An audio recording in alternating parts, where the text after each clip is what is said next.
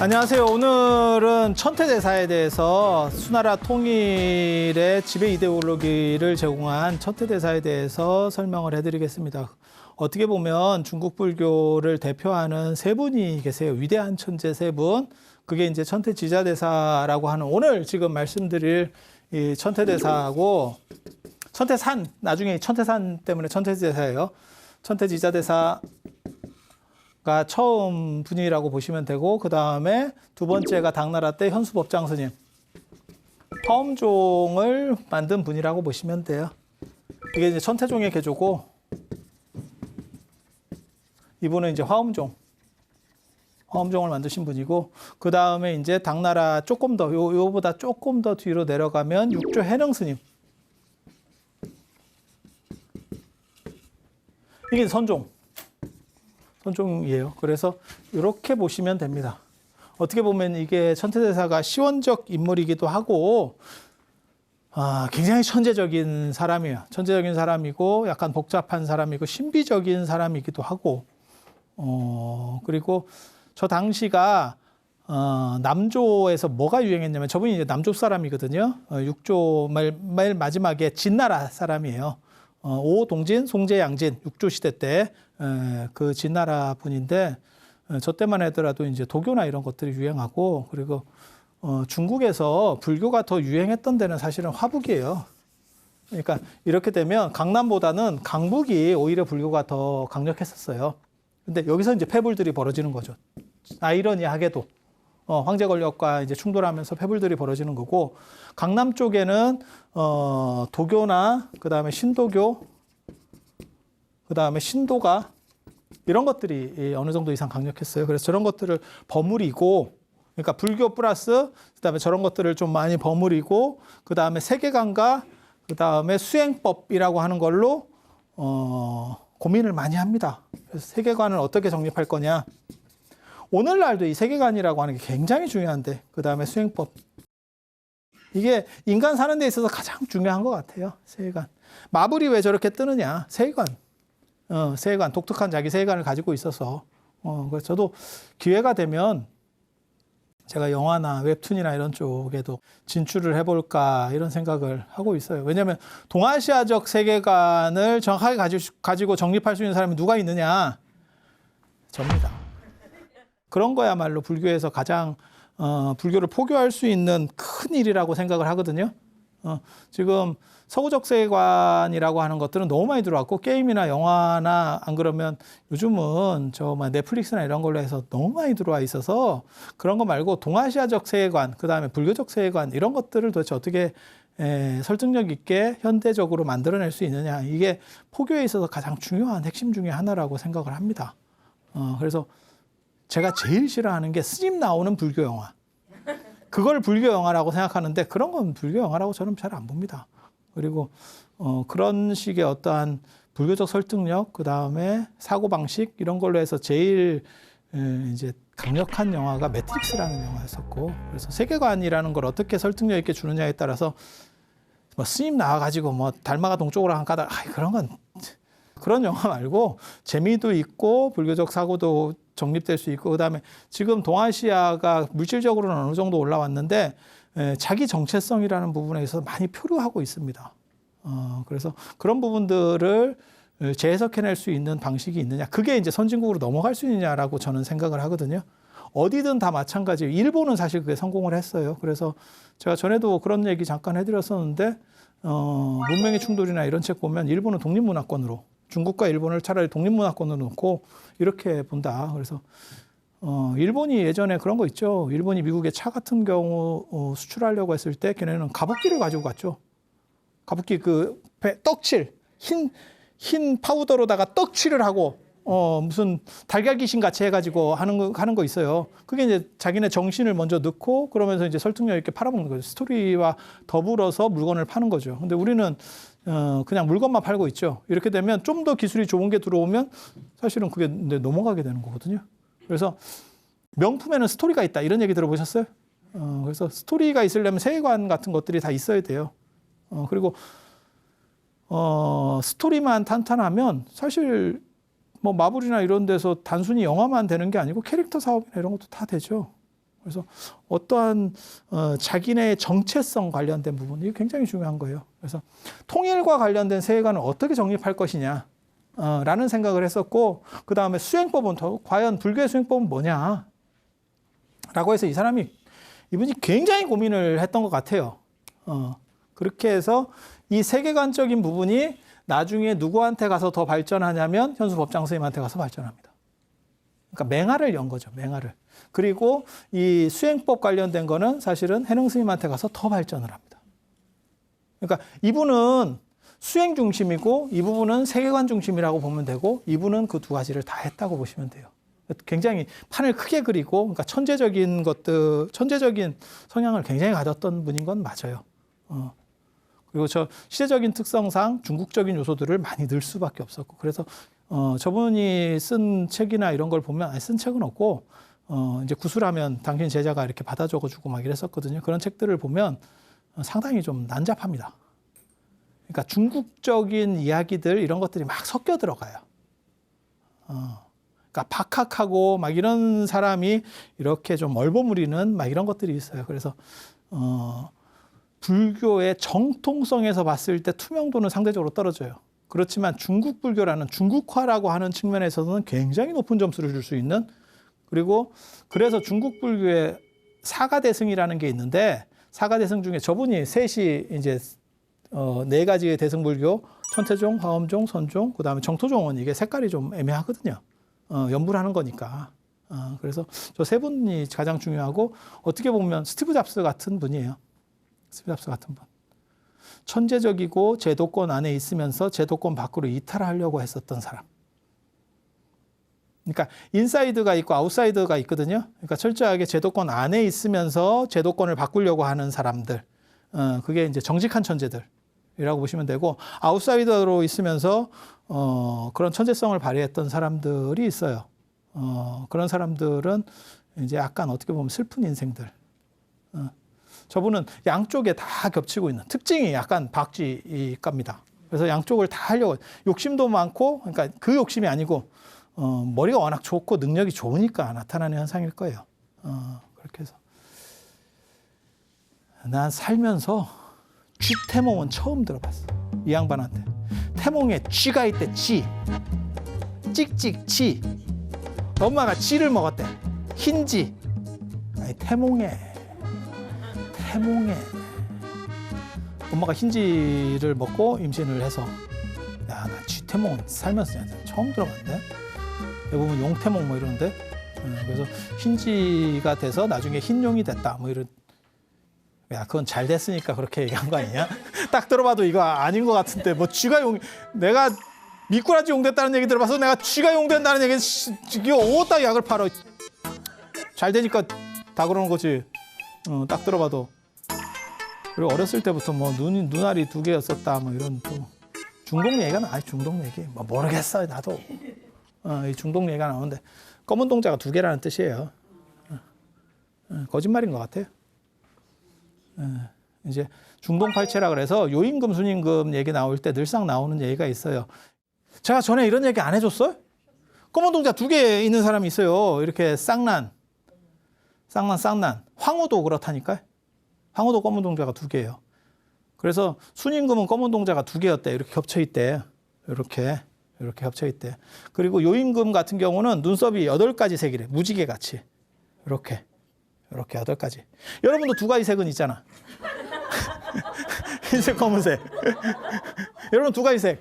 8가지 색이래. 그래서 그걸 중동팔체라고, 그게 요임금, 순임금은 참 이게 성인의 어떻게 보면 이렇게 대단한 사람들은 이 특이한 상이 있다. 형상 중에서 특이한 게 있다. 이런 거 얘기할 때 하는 건데, 천태대사한테도 중동이다라는 말이 나와요. 그러니까 눈동자가 2개다라는 말이 나오는데, 사람들은 잘 몰랐다. 이런 얘기를 하는 걸로 봐서 자세히 보면 그런가?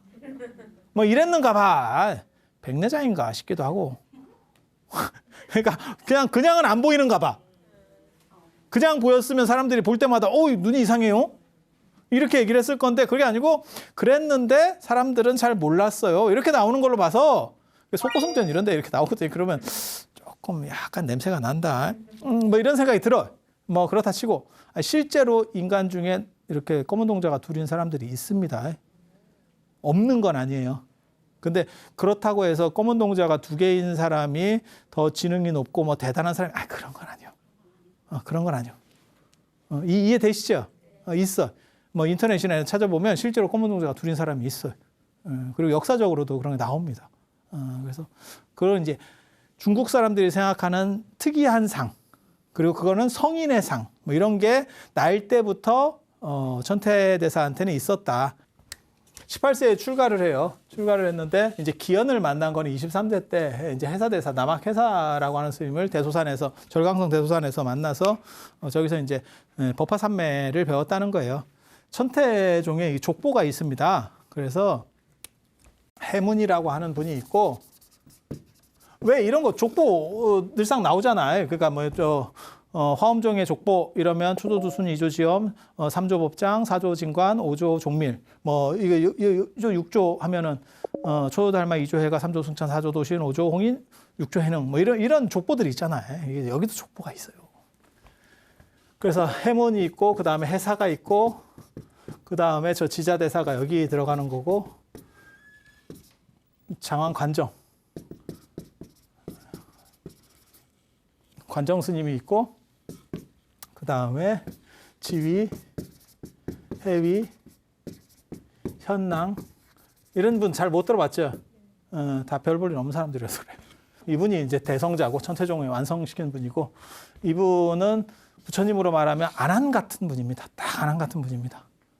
선생님 잘 모시고, 모든 선생님이 말하면 옆에서 적고, 사관입니다. 사관, 끊임없이 적고. 그러니까 지자대사는 책이라는 책을 제대로 써본 적이 없어요.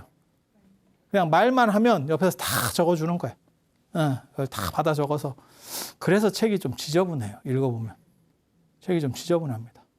저도 마찬가지예요. 제가 만약에 이렇게 떠들었는데 저는 물론 적어주는 사람이, 책으로 만들어주는 사람이 없어요. 그러니까 나는 내가 만든다고. 제가 원력이 있거든요. 내가 논문을 500편을 쓰고, 죽을 때까지 500편을 쓰고, 그 다음에 단행본을 200권을 만들겠다. 이렇게 해서 단행본 지금 한 50권 정도 만들었고, 논문은 탁진 등재지에 내가 한 160편 이상 썼어요. 그렇게 해서 올렸는데, 내가 우리나라 인문학자 최고 기록자라니까. 그랬는데, 아니야, 그래, 됐어. 그거 뭐, 알만한 사람은 다 알아. 너무 그렇게 하지 마. 이런 게 제가 비호감이 되는 이유입니다. 근데 이게 논문 쓸 때하고 이렇게 말할 때하고 다릅니다. 논문은 치밀하게 그 내용만 가지고 이렇게 딱, 이런 표현 맞는지 모르겠는데, 조금 그럴 수 있는데, 이게 포 뜨듯이, 그러니까 진짜 회에 달인이 있는 거야. 일식의 달인이 있는 거야. 그 사람이 사시미를 이렇게 싹 진짜 종이장처럼 떠내는 거야. 그 기술이 얼마나 좋으냐가 논문을 만들어내는 거예요. 이해가 됩니까? 그런데 이런 식으로 얘기하는 거는 잡설까지 다 넣을 수밖에 없어요. 왜? 듣는 사람한테 맞춰야 되잖아.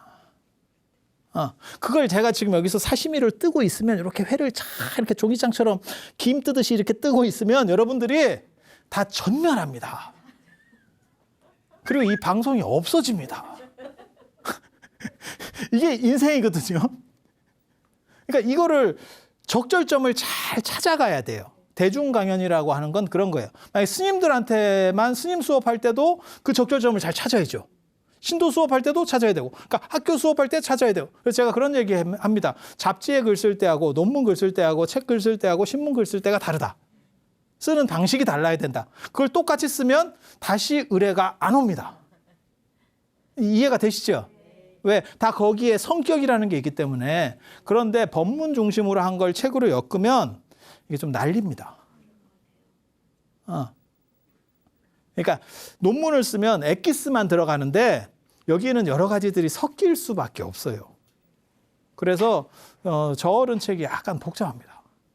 물론 저걸 장안관정이 이렇게 정리한 부분도 어느 정도는 있을 거예요. 그런데 좀 재밌어요. 아무튼 그렇다 치고 그게 조금 안 좋은 점이야. 차라리 저분이 당신이 책을 몇 권을 써주셨으면 훨씬 도움이 됐을 거예요. 불교적으로 훨씬 도움이 됐을 거예요. 그런데 중국 사람들의 특징이 저희 공자 때부터 내려오는 수리부작 정신이라 그래가지고 저런 걸 안 쓰는 게 멋이라고 봐요. 특히 스님들이 더 그럽니다. 그래서 새로운 걸 막 찬술하는 게 아니고 내가 이렇게 딱 해놓으면 옆에 사람이 뭐 정리해주고 다 이런 게 높이 받들어진다는 생각들을 해요. 그래서 저분이 책을 굉장히 많이 만들었어요. 그런데 다 이 관정 스님이 해준 거고, 그래서 관정 스님이 딱 안한 생각하시면 돼요. 부처님에게 있어서 안한. 안한이 없었으면 부처님 가르침이 없었겠지. 그리고 부처님 가르침도 비슷해요. 부처님이 당신이 직접 썼으면 상황이 또 달랐을 겁니다. 법장 스님 같은 경우는 당신이 씁니다. 그래서 머리가 더 아프죠. 현수 법장 스님 같은 경우는 당신이 씁니다. 그래서 딱 부처님 그 옆에 안한 같은 분이라고 생각하시면 돼요. 지위, 해위, 현랑 이건 다 별로 그냥 메롱입니다. 좀 메롱이고, 요 다음 분 때문에 이분들이 좀 뜨는 거예요. 이 다음 분 현계다면이라고, 현계 굉장히 중요한 분이에요. 그러니까 정확하게 말하면 요 분하고 요 분이 중요합니다. 천태종을 중흥시키는, 천태종이 수나라 끝나고 나서 별로 인기가 없었어요. 정확하게 말하면. 인기가 없는 이유는 뭐냐면 저기 남조 쪽에서 천태산도 그렇고 이게 남조 문화거든요. 남조 문화인데 당나라 때부터는 철저하게 관중 중심으로 강북으로 문화가 흘러가요. 그러니까 뭐하고 지금으로 그냥 비유를 들면 정반대인데, 내가 강북에서 엄청 잘 나갔어. 사대문 안에서 엄청 잘 나가는 사람이었어. 그런데 강남이 개발되면서 강남 쪽으로다가 전체 패권이 싹 넘어갔잖아요. 그러면 강북에서 잘 나가도 뭐 이제 이렇게 되겠지. 이해가 됩니까? 중국 같은 경우는 땅이 엄청 크잖아요. 그러니까 이 근처에서 잘 나가는 사람이 이 근처에서 힘을 못 쓴다는 거예요. 근데 중심지가 완전히 바뀌어간 거죠. 그러니까 나는 명동이 상권인 줄 알고 계속 거기서 하고 있었더니 지금은 압구정동으로 넘어갔대요. 뭐 이런 거죠. 이해가 되시죠? 그런데 거기서 마지막 반전을 일으키는 분이 이분. 그래서 현계다면이라고 하는 분이 굉장히, 이 딱 두 분 중요하다고 생각하시면 돼요. 딱 중요하다고 생각해요. 나머지는 뭐 제가 보기엔 별로 없고, 이분도 좀 괜찮은 분인데 이분이 어느 정도인지 정확하게 잘 모르겠습니다. 정확하게 잘 모르겠습니다. 뭐 그냥 그런 하는 것 같아요. 읽어보면 뭐 이렇게 딱 엄청난 뭔가가 딱 드러나는 건 아니고, 제자 잘 뒀지. 제자 잘 뒀지. 그렇게 생각하시면 돼요. 그리고 이 두 분은 제자를 잘 뒀고, 이분들은 중간에 잘 꼈고, 숟가락 잘 얹었고, 나는 저 주식이 저렇게 될지 몰랐는데 갑자기 코로나가 오면서 뭐 카카오가 저렇게 됐네, 뭐 이런 거 생각하는 거지. 뭐 왜 이렇게 됐대? 뭐 몰라. 뭐 이렇게. 참 인생이라는 게 묘하거든. 묘해. 중간에 잘 껴야, 저것도 복입니다. 저것도 복입니다. 아들 잘 낳는 것도 복이고, 자기가 잘난 것도 복이고, 자기 주변이 잘 맞춰주는 것도 복이고, 다 복이에요. 전생에 잘해야 돼. 전생에 잘못하면 지금 만회하기도 힘들어. 금생에 만회하려면 진짜 백년하청이야. 참 인생이라는 게 그래. 그래서 해사 스님한테 배웠대. 이게 법화산매를 배웠는데 해사 스님이 그런 얘기를 자주 하거든요. 자네하고는 진짜 은사는 아니에요. 은사는 아니고 가르침을 배우러 간 거예요. 이제 법맥을 이렇게 있는 건데, 자네하고는 예전에 내가 법화경 들을 때 같이 있었는데, 부처님께 법화경 들을 때 있었는데 이렇게 만나서 참 기분이 좋다. 너나 나나 알 수 있는 정도의 얘기다. 이러면서 다 저 법화산매에 들면 그게 보인대요. 그 부처님 법화경 설법하시고 뭐 이게 보인대. 몰라 나도 자꾸 그렇대. 그렇대. 그래서 이분들은 이제 법화경 중심입니다. 천태종은 법화경 중심. 천태종하고 화엄종하고 다른 게 뭐냐면, 이 법화경을 중심으로 하는데, 그러면 왜 법화종이 아닙니까? 법화경이 중심이긴 한데 이 천태지자대사라는 이분의 해석이 중요한 거예요. 여기는 화엄종의 이유가 뭐냐면 화엄경이 중심인 거고, 기본 텍스트는 이건데 이거보다도 더 중요한 게 이분의 해석 방식. 저걸 어떻게 해석했느냐. 그래서 법화경 중심이고 특징이 이제 석가모니 부처님을 보신으로 봐요. 천태종에서는 보신으로 봅니다. 완전히 다 갖춰진 이런 분으로 봐요. 완전한 분, 아미타 부처님이나 이런 분처럼 봅니다. 그래서 역사적으로 알고 있는 석가모니 부처님이 찌리한 거는 그건 드러낸 모습이고 실제로 그 본질은 훨씬 더 강력한 게 있다. 너네 눈에 그게 잘 안 보일 뿐이야. 라고 말하는 게 저 천태종의 특징입니다. 나중에 이제 그 교리 얘기는 나중에 좀 해드릴 거고 지금은 생애 얘기하는 거니까 그렇게 해서 그 법화삼매하고 그 다음에 법화경을 중심으로 한다는 거하고 법화경 중에서도 관세음보살 보문품. 그래서 신앙 대상이 관세음보살이에요. 그래서 천태종 사찰의 메인 중심, 그걸 주불전이라고 하거든요. 중심된 불전.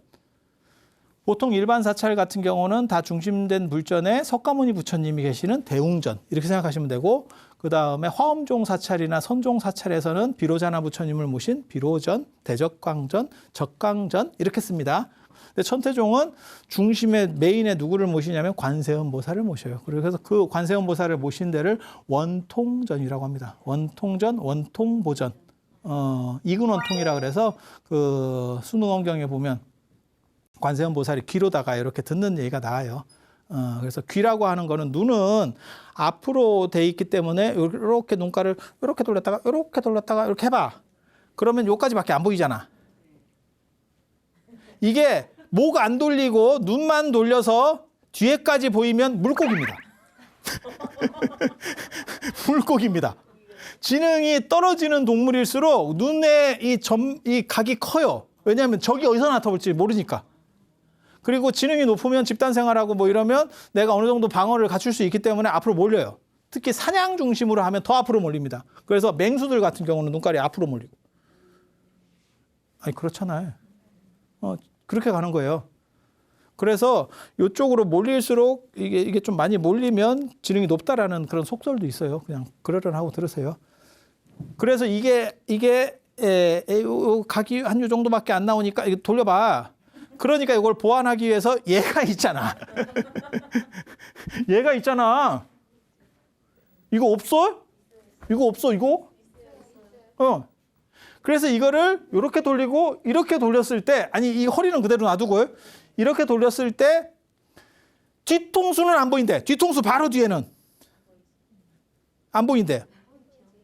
그래서 눈으로는 아무리 봐도 10방향 중에서 8방밖에 못 본대. 10방향으로 나눴을 때 그러니까 10분의 8 밖에는 못 본대. 이거를 커버하려면 이거 갖고는 안 되고 이걸 해야지. 이거까지 돌아가야지. 그런데 귀는 가만히 있어도 다 들린다는 거죠. 귀는 다 들린다는 거죠. 그래서 귀의 영역이 더 넓다 이렇게 생각하는 거예요. 그래서 관세음보살님은 놓치는 데 없이 전부 다 할 수 있다. 그래서 세상의 소리를 다 들으면서, 그래서 이근원통이라고 하는 게 귀로다가 다 들으면서 다 땡겨서 중생을 구제하겠다. 누락은 없다. 누수는 없다. 이런 거예요. 그래서 관세음보살을 모시고 아미타 부처님을 이제 관세음보살하고 아미타 부처님하고 이렇게 같이 연결이 돼 있잖아요. 이게 이제 조금 다른데 이런 설명하려면 조금 길어. 근데 이거 뭐 다 설명해 드리기는 조금 그러니까 그냥 쉽게 넘어갈게요. 관세음보살님하고 아미타 부처님 좌보처가 관세음보살님이잖아요. 그래서 이렇게 연결시켜서 극락사상. 그래서 나중에 천태지자대사 같은 경우는 돌아가실 때 관세음보살하고 아미타불 이런 거 부르면서 이런 분들 부르면서 내가 극락에 태어난다 이렇게 말씀을. 왜 이게 중요하냐면 현장 스님 같은 경우는 미륵종이기 때문에 육아 법상종이기 때문에 그 미륵종이거든요. 돌아가실 때 나는 반드시 도솔천에 태어난다. 도솔천에서 나를 맞이하러 왔다. 이런 얘기를 합니다. 그런데 천태대사 같은 경우는 부처님이 오신다. 아미타 부처님이 오신다. 이런 얘기를 합니다. 그래서 현장 스님하고 천태대사는 서로 만나지 못했어요. 한 분은 저쪽에 가 계시고 한 분은 이쪽에 계십니다. 이게 만났으면 대박이거든요. 이런 똑똑한 분들 만나면, 제가 전에 그런 얘기 안 해드렸나요? 이분들은 약간 천재성 있는 분들이고 머리만 가지고 딱 해서 진짜 머리가 있는 걸로만 따지면 현장 스님이 1등이에요. 저분들 현장 스님한테 안 됩니다. 그러니까 뭔 얘기냐면 머리하고 이분들은 창의력 같은 게 있는 거예요. 그래서 잘 연결시키는 능력, 융복합에 최적화된 요즘 세상에 태어나셨으면 저 진짜 대박인데. 네, 그런 분들이고 현장 스님은 진짜 머리로 1대1로 붙었을 때는 현장 스님이 못 이길 겁니다. 물론 제가 현장 빠이기 때문에 이렇게 얘기할 수도 있어.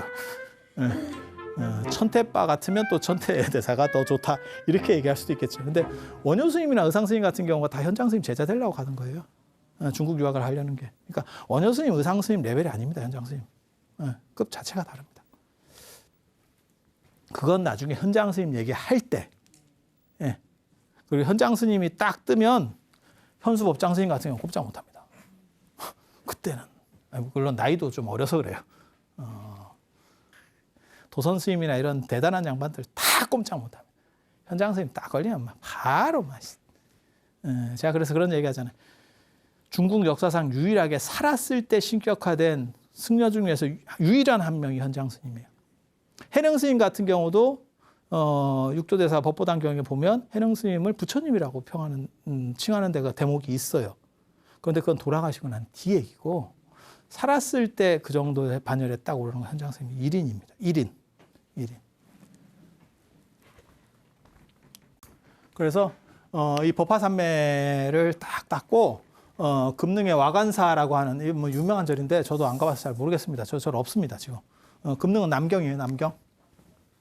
이제 여기서 공부하고 나서 여기 가서 지금 현재 남경 그렇게 해서 이제 법석을 열기 시작하고 그렇게 해서 제자들도 많이 거둬요. 지자대사가 한 4,000명 제자가 됩니다. 나중에 4,000명 정도 제자가 되는데 여기서 법을 막 설하고 막 이렇게 했는데 문제는 저때 무슨 문제가 벌어진다라고 생각을 하냐면 이것만 갖고는 안 되겠다. 수행이 있어야 된다. 수행이 있어야 된다. 사람들이 너무 말로만 떠드는 것 같다. 저도 그래서 수행을 열심히 하고 있습니다. 언제나 반성하면서 살고 있어요. 그렇게 해서 수행을 해야겠다. 이렇게 해서 천태산에 들어간다. 천태산에서. 그러니까 금능에서 인정을 받았지만 이런 식의 삶이 올바른 것 같지 않다. 그리고 그때 너무너무 저기 제국의 수도니까 남조의 수도니까 저기 진나라 때 이런 때니까 이렇게 화려한 데서 대우받고 막 이렇게 올라가는 거예요. 그러니까 지금 불교의 큰 스님이 아니고 고려 시대 때나 이렇게 막 불교가 융성할 때 큰 스님으로 대우받는다고 생각하시면 돼요. 그렇게 해서 막 대우를 받는데 그리고 너무 불교가 비대해지니까 이제 좀 상태 메롱인 사람들도 많이 있는 거고 스님들 중에. 그래서 이걸 어떻게 좀 정신개혁을 좀 해서 수행을 가지고 일신을 시켜야겠다라는 생각을 하고 있을 때 북쪽에서 북주 패불이 발생하는 거예요. 북주 패불이. 그리고 그때 북조에 있는 더 큰 불교가 남조보다 불교가 더 컸는데 저때 아마 스님들이 제가 알기로는 200에서 300만입니다. 왜 저런데도 불구하고 가만히 있었는지 몰라. 200에서 300만이 남자가 거의 200, 300만이고 군대로 해도 이기겠다. 저 중에 한 절반만 해도 이길 것 같은데. 아니 그래도 100만이잖아. 아니 그 정도면 아무리 황제군이라도 이게 좀 안 되는 거 아니에요? 그런데도 저게 깨진다고. 그렇게 해서 저게 깨지는 거 무너지는 걸 본 거예요. 그 화려한 것들이 하루아침에 무너지더라. 저거는 초심으로 돌아가서 정신교육이 안 되면 안 되겠다. 부처님의 근본 정신으로 돌아가자. 그래서 천태산으로 들어갔대요. 또 거기에 또 사연이 있어요. 그러니까 금능에서 남경에서 이렇게 호화롭고 그 다음에 말잔치가 너무 많은 데서 약간의 반성이 있었고 이게 과연 불교로서 우리가 나아갈 길인가? 그 다음에 북주의 패불 사건이 있으면서 한 방에 그 화려한 것들이 다 무너지는 걸 보고 저런 식으로 가면 안 될 것 같다라는 판단을 또 한 가지 했고 자면 꿈속에서 자꾸 이상한 산이 보인대요. 이게 천태대사의 특징 중에 하나가 신비한 게 굉장히 많습니다. 이상한 산이 보인대요.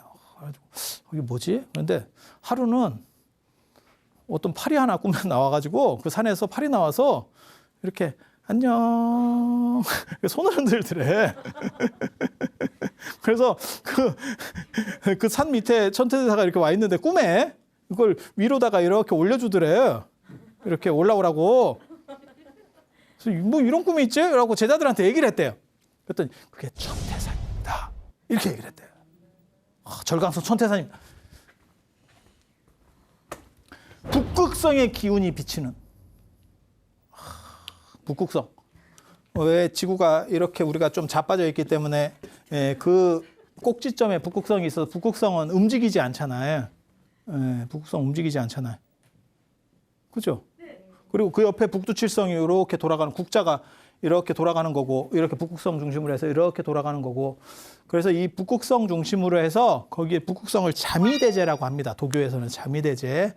그리고 그 주변에 자미원이 있고 거기에 삼태육성이 있어요. 좌보필 삼태육성 뭐 이런 얘기 들어보셨어요? 못 들어봤으면 괜찮아요. 지금 들어보면 돼요. 그게 어디서 연불을 할 때 나오냐면 치성광열에 그런 거 예불 하고 할 때 나오거든요. 거기 삼태성이라고 있어요. 이 북극성 옆에 별이 3개가 쌍둥이로 돼 있어. 이렇게 2개씩. 쌍둥이로 있어. 더 붙어 있어요. 더 붙어 있어요. 그래서 그거를 삼태성이라고 하고 일단 개수로는 6개야. 그 하늘에 있는 그거를 천태라고 불러요. 천태. 3태를 천태라고도 부르는 하늘에 있는 태라고 그래서 그 기운이 그대로 밑에서 탁 꽂혀 있는 데가 천태산이래요.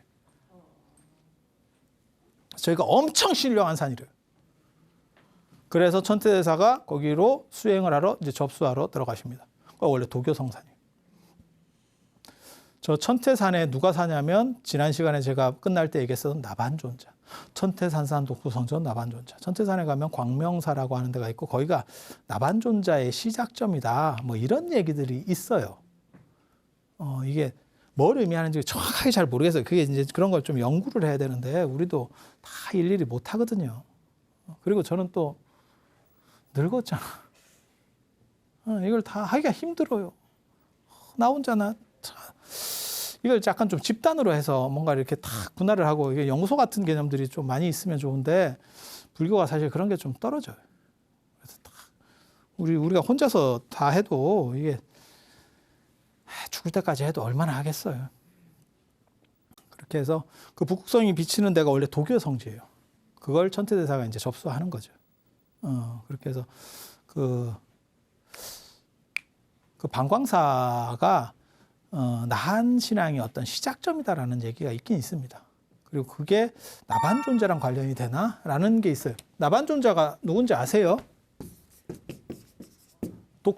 우리가 독성 기도할 때 나반존자잖아요. 그걸 이제 빈두로파라타라고 하는데 16나한 중에는 빈두로파라타가 나반존자 아니냐 이런 말들을 하는데 저거는 아닌 것 같습니다. 정확하게 말씀드리면 저도 그냥 일반적으로는 저렇게 말들을 해주는데 실제로는 아닌 것 같고 중국의 신선사상 센 신선 그리고 그게 천태산하고 관련되는 것도 거짓 맞는 것 같아요. 그래서 지금까지 남아있는 게 천태산상에서 독소 혼자서 선정에 들어있는 나반존자 이렇게 나오는 거거든요. 그러니까 나반하고 빈두로하고는 약간 달라요. 빈두로 신앙은 누가 일으켰다라고 하냐면 저번에 제가 말씀드렸잖아요. 도안 스님, 해원 스님 뭐 이런 거 얘기할 때 빈두로 신앙이라는 게 있었고 그다음에 나반 신앙이 있는 거고 그 두 가지가 결합되는 게 지금 삼성각에 있는 나반 존자 같아요. 그래서 약간의 이중성을 가져요. 그리고 저거는 천태산하고 관련된 건 거의 뭐 100%입니다. 100%입니다.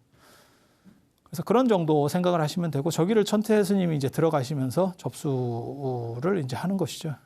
정광 스님 얘기 잠깐 해드릴까요? 거기 가니까 천태산에 가니까 정광 스님이 왔냐고 이러더래요. 그래서 누구냐고 이랬더니 옛날에 내가 손을 들었잖아. 천태산에서 수행하던 그 손 하이파이브 이렇게 했었던 제가 그때 손 흔든 거 봤죠? 이러면서 맞이해 주더래. 되게 재밌어요. 그리고 저 고구려 스님 중에 저 때 이제 천태대사 제자가 되는 게 파야 스님이라고 있어요. 사람들 잘 모릅니다. 그래서 이제 파야 스님이라고 하는 분이 저때 제자가 되고 저기 들어가셔서 이제 불롱에서 수행을 하세요. 불롱이라고 맨 처음에 절 만들었던 데는 금강산 얘기할 때 제가 옛날에 배제 이런 거 얘기했었는데 배제 딱 거기에 거기 쓰기만 하면 제라고 하는 게 이렇게 고개잖아요. 근데 거기 가면 자기도 모르게 절이 된대. 너무 이렇게 거기 있는 갖춰져 있는 만물상이 마치 부처님이 쫙 이렇게 불보살이 펼쳐져 있는 것 같아서 자기도 모르게 절이 된대. 그래서 배제야 이름이. 근데 저기 불롱이라고 하는 데는 롱이라고 하는 것도 내나 이런 언덕배기 비슷한 이런 봉우리를 얘기하는 거거든요. 그런데 거기는 부처님이 자꾸 보인대. 부처님 상습 출몰 지역이에요. 불롱선사라고 하는데 제가 천태산을 2번이나 갔었어요. 그리고 제가 천태를 좀 가르쳤습니다. 천태를 몇 학기를 좀 이렇게 가르쳤었어요. 그리고 그것 때문에 이제 답사도 또 가고 뭐 이랬었죠. 저 천태산에 가면 천태 지자재 설법처도 있고 제가 거기도 앉아봤고 거기서 책 보다가 경전이 날아가서 뭐 거기 연못에 빠졌다는 데도 있고 거기 뭐 금으로 된 책이 아직도 있대. 찾아보면 있대. 저도 찾고 싶었지만 착한 사람에게만 보이는 정암사에도 있잖아요. 금탑, 은탑, 수만호탑 이렇게 금탑, 은탑은 착한 사람한테만 보이거든. 여러분 금탑, 은탑 봤어요? 정암사 가서? 업장이 두터워서 그래. 우리는 가면 딱 보이는데 그래서 너무 잘 보여서 안 가지. 너무 잘 보여서 욕심 날까 봐 제가 안 가는 거예요. 그래서 뭐 그런 이야기들이 많이 있어요. 그런데 저기에서 이제 관정 스님이 출가를 한다는 거하고 화정봉이라고 하는 데가 있어요. 이제 불롱봉하고 화정봉이 제일 유명한데 불롱선사가 지금도 있습니다. 그러니까 천태대사가 처음으로 들어가서 절을 지었던데 주석하셨던데 그 다음에 화정봉에서 거기서 이제 혼자서 고행을 합니다. 혼자서 막 이렇게 수행을 하시는데 그때 그 화정봉에서 지금 화정상가가 있어요. 근데 거기서 부처님하고 똑같은 현상을 비슷한 현상을 경험합니다. 막 마군이 나타나가지고 이렇게 쫙 괴롭히는. 그래서 그거를 천태 스님이 결국 극복해내서 이깁니다. 그걸 화정오도라고 합니다. 화정오도. 화정오도. 굉장히 중요한. 그래서 거기 화정봉 쪽에는 꼭 한번 가봐야 되고 천태산인데 불롱하고 화정은 무조건 갑니다. 거기를 빼면 천태산에 간 게 아닙니다. 전에는 그 불롱사 갔을 때 우리가 늦게 가서 절이 문을 닫았었죠. 2번째 갔을 때. 그래서 거기를 제가 또 중국절은 문을 닫습니다. 그래서 제가 발로 찼지. 또 이렇게 분을 이기지 못하고 문을 이렇게 툭툭. 근데 가이드가 워낙 또 수완이 좋아서 전화해서 아는 스님 있어 전화해서 문도 열어주고 뭐 이런 또 재밌는 일도 있었습니다. 그래서 천태산에서 이렇게 이제 깨달음을 얻고 나와서 이제 드디어 본격적으로 그 당시 양주총독 지난 시간에 말씀드렸어요. 수양제가 소주 항주도 좋아하지만 양주에 자기 별궁을 지어서 하려고 했었다. 그게 왕이 되기 전, 자기가 황제 되기 전에 저 양주에 있었던, 그러니까 자기가 저기 영지예요, 영지 일종의. 그래서 진왕인데 저 양주총독이라고 보시면 돼요. 그래서 저기서 이제 가깝거든요. 이제 천태대사 계시는 데랑 그러다 보니까 이제 서로 연결이 돼서 이제 참 존경하는 그런 상태가 되죠. 그리고 천태대사가 돌아가시고 나서 이런 거 자꾸 이게 스포인데 스포. 중국 불교의 어떻게 보면 최초의 등신불입니다. 최초의 등신불. 그게 지자타본에 있어요. 지자타본에 이렇게 탑 안에 모셔져 있어. 그러니까 우리가 등신불 하면 김교각 스님 생각을 하거든요. 그 전에. 그리고 지금 현재 우리가 볼 수 있는 등신불 중에서 제일 오래되고 권위 있는 분이 육조해능 스님. 육조해능 스님. 광동성. 조계산 보림사. 남아선사라고 하는데요. 저기 진짜 등신이 있죠. 이렇게 지금까지도. 그리고 저 지자대사는 등신이 있는데 그 탑 안에 땅 안에 묻혔다 그래요. 처음에는 있었어요. 그래서 저 양무제 같은 경우가 그걸 이제 존중을 하고 거기다 공양을 올리고 그러니까 그 밑에 신하가 에이 뭐 그런 게 어디 있어요? 뭐 돌아가셨는데 뭘 그런 게 이렇게 안 썼고 있을까요? 이래갖고 야루다가 가서 아이고 스님 이러면서 왔다는 이게 굉장히 대단한 어른이에요. 오늘 이제 말씀드릴 거는 지난 시간에 이어서 천태 지자대사에 대한 이야기 해드리고 다음 시간에는 또 천태 교리 얘기를 좀 해드릴 거예요. 천태가 굉장히 중요합니다, 사실은. 천태가 화엄이나 선보다는 덜 중요하지만 그래도 어떤 중국 불교의 틀을 만든 건 천태예요. 그래서 보통 이제 불교 배우는 분들은 천태 따로 배우고 그다음에 화엄 배우고 선 배우고 이렇게 배우니까 그 연결성을 잘 모르는데 전체 밑그림을 저는 천태가 그렸다라는 생각을 하거든요. 그래서 천태를 시점으로 해서 중국 불교의 어떤 틀이 잡히고 천태가 없었으면 과연 선이나 안 그러면 화엄이 제대로 나올 수 있었을까? 저는 그런 생각하거든요. 그러니까 제가 늘상 말씀드리는 거 있어요. 그러니까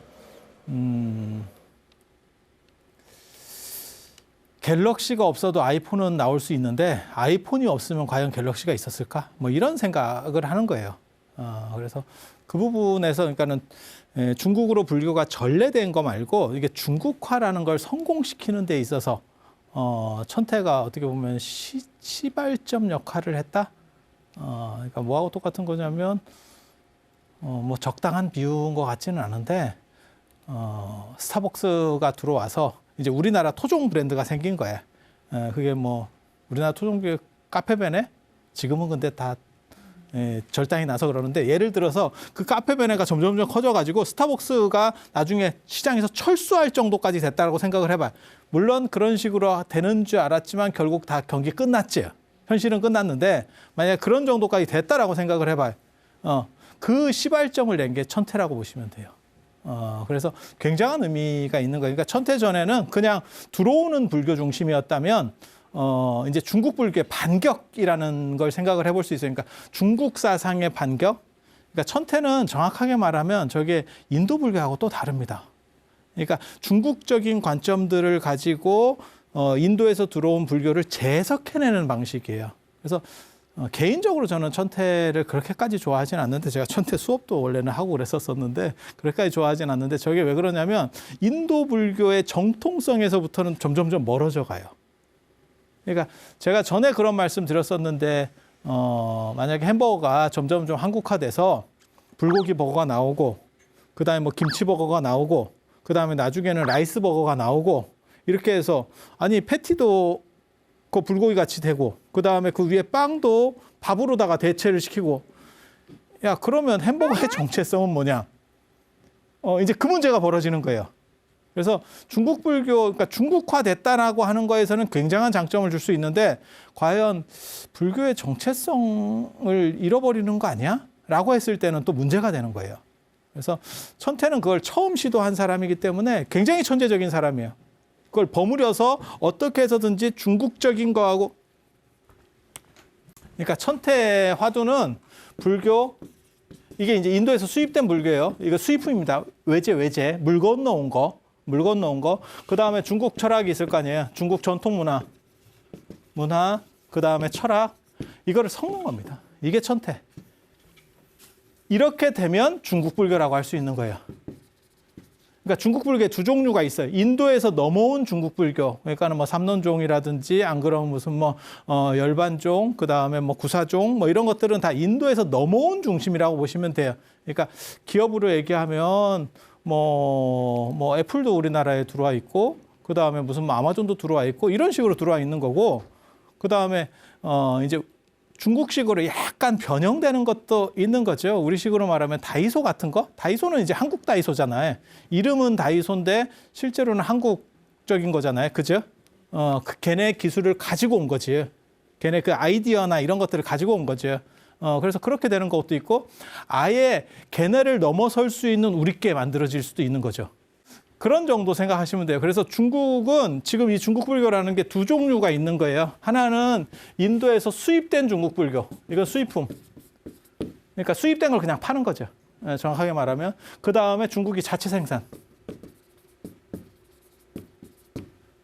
그리고 이 중간 단계들이 있어요. 이 중간 단계들이. 그래서 이게 가장 빠른 거고 그다음에 이거, 그다음에 이렇게 진행이 되는 거죠.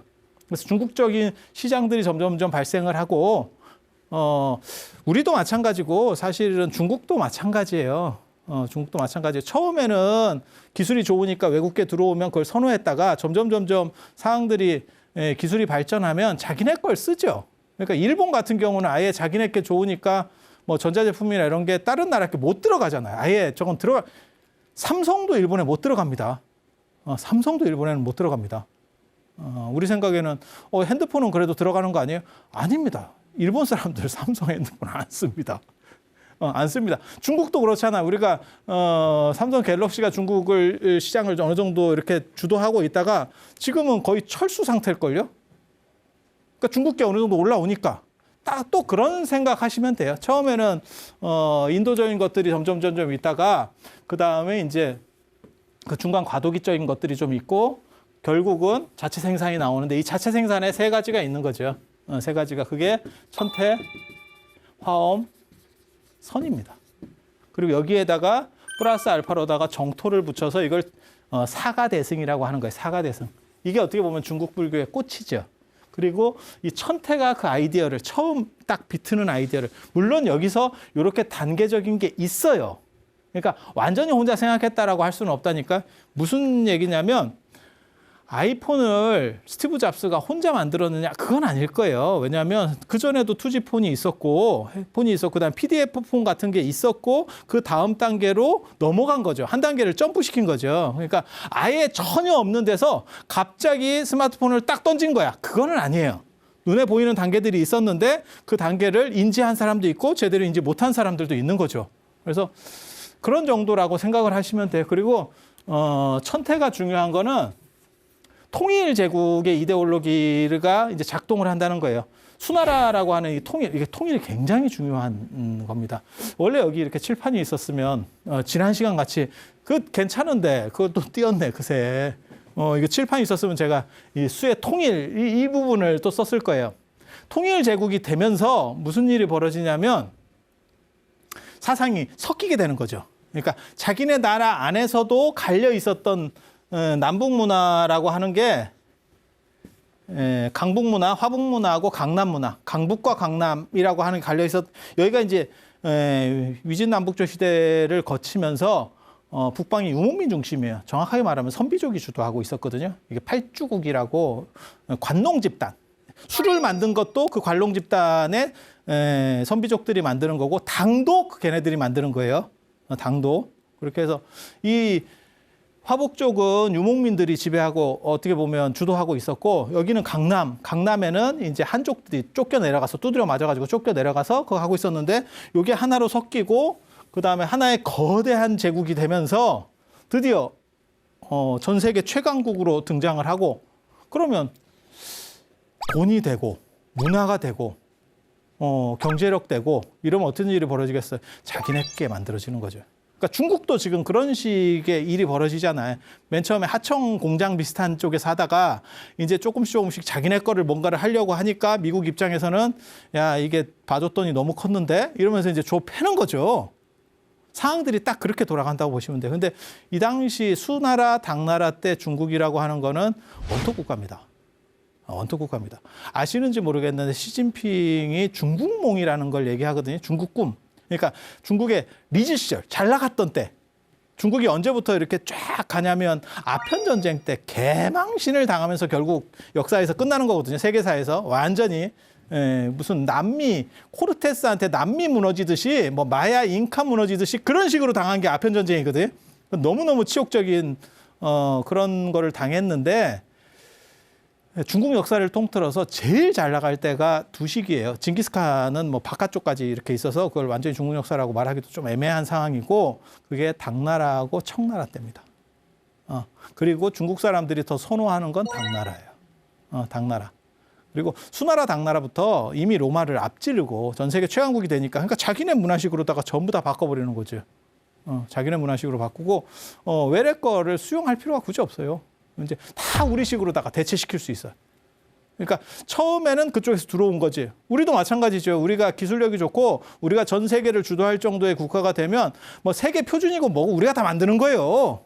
지금은 미국이라는 나라가 너무 압도적이니까 미국이 만들면 우리는 그냥 따라하는 정도가 될 수밖에 없는 거고 우리가 진짜 강국이면 우리가 그냥 다 해버리는 거죠. 자, 지금부터는 이 기준은 이거로 쓰겠습니다. 뭐 핸드폰 충전 단자는 이거로 쓰겠습니다. 이거로 쓰겠습니다. 그럼 끝나는 거예요. 경기 끝이에요. 그래서 그런 식의 작업들을 이제 하게 되는데 중국이 거대해지면 하게 되는데 여기에서 이것의 기본 아이디어를 낸 게 천태라는 거예요. 그러니까 천재지. 천재지. 그래서 중국적인 것과 그다음에 인도적인 거를 섞고 그다음에 중국 표준, 중국 불교의 표준을 만들어낸 거예요.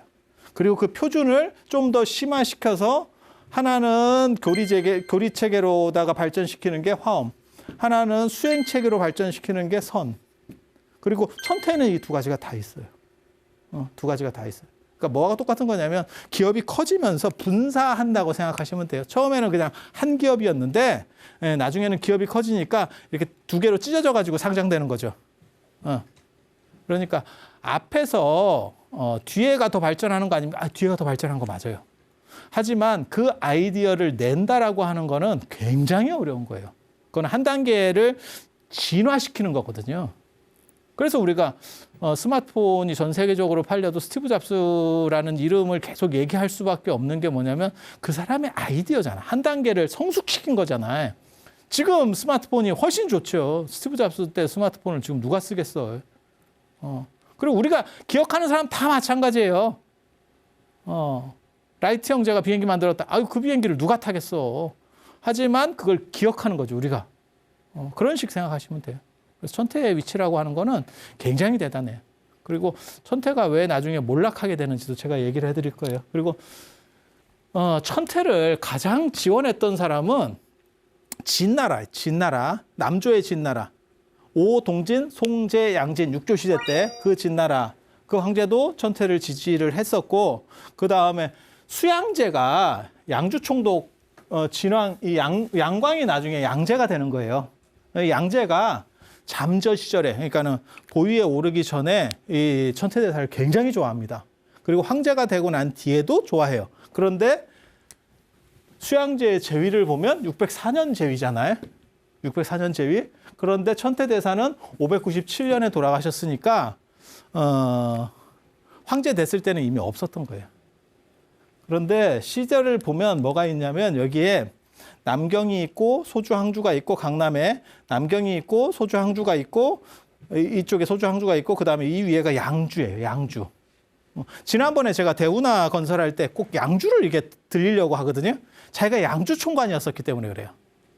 그래서 양주를 다스리고 있었고 그다음에 거기서 진왕이라고 하는 뭐 황제 아들이니까 무조건 왕입니다. 왕에서 시작하는 거예요. 그래서 이제 자기가 어떻게 보면 본거지죠. 그리고 저 진나라 수나라 망할 때 보면 되게 웃기는 게 거기에 백길 놓은 것도 그렇고 그러니까 KTX로 얘기하면 대통령이 그 동네 사람이야. 그러니까 KTX 노선을 휜 거예요. 야, 우리 쪽 발전시켜야 돼. 그래서 휜 거야. 이해가 돼? 그것도 되게 재밌는 생각인데 수나라 망할 때 보면 아니 황제가 수도를 지키고 있어야 되잖아. 양주로 내려가 있어요. 수도를 비우고 이게 제정신인가 싶은 그런 행동들을 하거든요. 근데 불안하니까 아마 자기 익숙한 데를 도리어 찾았던 것 같아요. 근데 그게 자기 명줄을 끊는 행동이죠. 아니 황제가 수도를 비우면 어떡해. 그거 딱 들어봐도 이게 아니잖아요. 그래서 이 잠저 시절에 이게 진왕이었으니까 이 양광이 계속 후원을 해줘서 저번에도 잠깐 말씀드렸어요. 591년에 지자대사에게 보살계를 받고 그때 받은 법명이 총지예요. 양광이 수양제가 이렇게 받았고 그 다음에 양광은 그 당시에 진왕이에요. 진왕이 지자대사라고 이렇게 호를 올려줘요. 지자대사. 겁나 박학한 분 이렇게. 지자대사. 총지는 모든 것을 다 갖춰라. 모든 것 좋은 거를 다 갖춰라. 그래서 595년에 보면 이 정명경이 무슨 경이냐면은 저거예요. 유마경을 강설한 거를 저 양광한테 이렇게 헌사를 합니다. 그러니까 굉장히 좋으니까, 사이가 좋으니까 이거 당신을 위해서 내가 하나를 했어요. 이러면서 우리도 그럴 수 있죠. 뭐 누가 굉장히 이렇게 탁 이렇게 뭐 마음에 드는 사람이 있으면 이 책을 누구에게 이렇게 누구를 위해서 이 책을 썼습니다. 탁 처음 첫 표지에 써줄 수 있지. 그러지 않을까? 아니면 말고 뭐 그런 거라고 생각하시면 돼요. 그래서 이어른이 돌아가실 때까지 35곳에 큰 절을 지었고 제자가 한 4,000명. 저게 뭐 진짜인지 가짜인지 나 잘 모르겠고 전에도 말씀드렸지만 구마라집 때 뭐 3,000명 이렇게 나오듯이 중국은 3,000이라는 숫자가 거의 맥시멈입니다. 3,000이 맥시멈이에요. 문중자 왕통에게도 3,000명의 제자가 있었다. 뭐 공자에게도 뭐 3,000 제자가 있어. 이렇게 3,000이라고 나오는 숫자가 맥시멈이에요. 그런데 왜 4,000이라고 했을까요? 시대가 바뀌었겠지. 그래서 우리는 그보다 앞선 이런 얘기를 쓰고 싶었을 거예요. 꼭 숫자를 세서 4,000명 이게 아니고 그런 사람들보다 한 단계 넘어서는 게 지자대사야 라고 말하고 싶었을 거예요. 누가? 천태종에서. 다 제자들이니까. 야, 기본이 이건데 우리 그런 거 있어요. 하나를 두르면 열을 한다. 이게 논어에 나오는 말이거든요. 그게 아내를 지칭해서 자공이 한 말이에요. 근데 불교에서는 그거를 갖다가 막 이제 뻥튀기를 해서 너네는 하나를 들으면 열을 알 정도지. 우리는 일문천호야. 하나를 들으면 천을 알아. 천을. 열을 아는 게 아니고 우리는 천을 알아. 100배로다가 돌려버리는 거예요. 그러면 앞에서 하나를 들어서 열을 아는 사람은 별 볼일 없게 되죠. 그러니까 그런 식으로. 그러니까 뒤에 사람이 이렇게 공격하는 방식이라고 보시면 돼요. 그래서 아마 그런 뉘앙스와도 관련이 될 거예요. 그리고 임종 때, 이제 597년에 임종 때 보면 이게 이제 법화경은 당신의 소위 경전이고 법화종이라고 하지 않습니다. 화엄종이라고 하는데 화엄경을 보고 화엄경을 중심 경전으로 해서 화엄종이에요. 화엄종. 근데 천태는 법화종이라고 하지 않습니다. 천태종이에요. 그 얘기는 뭐냐면 경전에 의하는 것보다 경전을 어떻게 해석하느냐가 중심이 되는 거예요. 천태 지자대사가 어떻게 해석하느냐에 방점을 찍는 거예요. 화엄종 같은 경우는 경전 쪽에 방점이 찍히는 거야. 이해가 됩니까? 그래서 약간 달라요. 선종은 아예 없지. 경전 자체를 하는 게 아니고 내 마음으로 곧게 들어가는 거니까, 직접 들어가는 거니까, 곧장 들어가는 거니까. 그래서 이건 논리적 층위가 좀 다른 거고 천태는 자기 부분이 훨씬 많아요. 그러니까 자기 말이 훨씬 많아. 경전보다도 경전이 이만큼 있으면 이 양반이 이렇게 만들어내요. 그래서 이 부분이 더 비중이 크기 때문에 이게 천태가 되는 거예요. 이 부분이 만약에 비중이 크면 그러면 법화종이라고 해야 되겠지. 경전 이름을 따야 되겠지. 그래서 경전 이름을 따는 경우도 있고 그 중심 텍스트를 따서 종파로 삼는 경우도 있고 그다음에 사람 이름을 따는 경우도 있고 그래서 사상 이름을 따는 경우도 있고 그게 좀씩 달라요. 그리고 그게 무게 비중에 따라서 그러니까 뭐 생각하시면 되냐면 주식회사라고 생각하시면 돼요. 누가 대주주냐에 따라서 점점 조금씩 바뀌어간다. 이렇게 생각하시면 돼요. 그래서 이 법화경의 특징이 이 법화경이 무슨 특징을 가지고 있냐면 법화경에서는 다른 경전하고 달리 석가모니 부처님이 보신 부처님이에요. 아미타 부처님 같이 보통 일반적으로 이제 경전에 나오는 석가모니 부처님은 화신 부처님. 화신이 뭐냐면 법신, 보신, 화신 이렇게 얘기하는데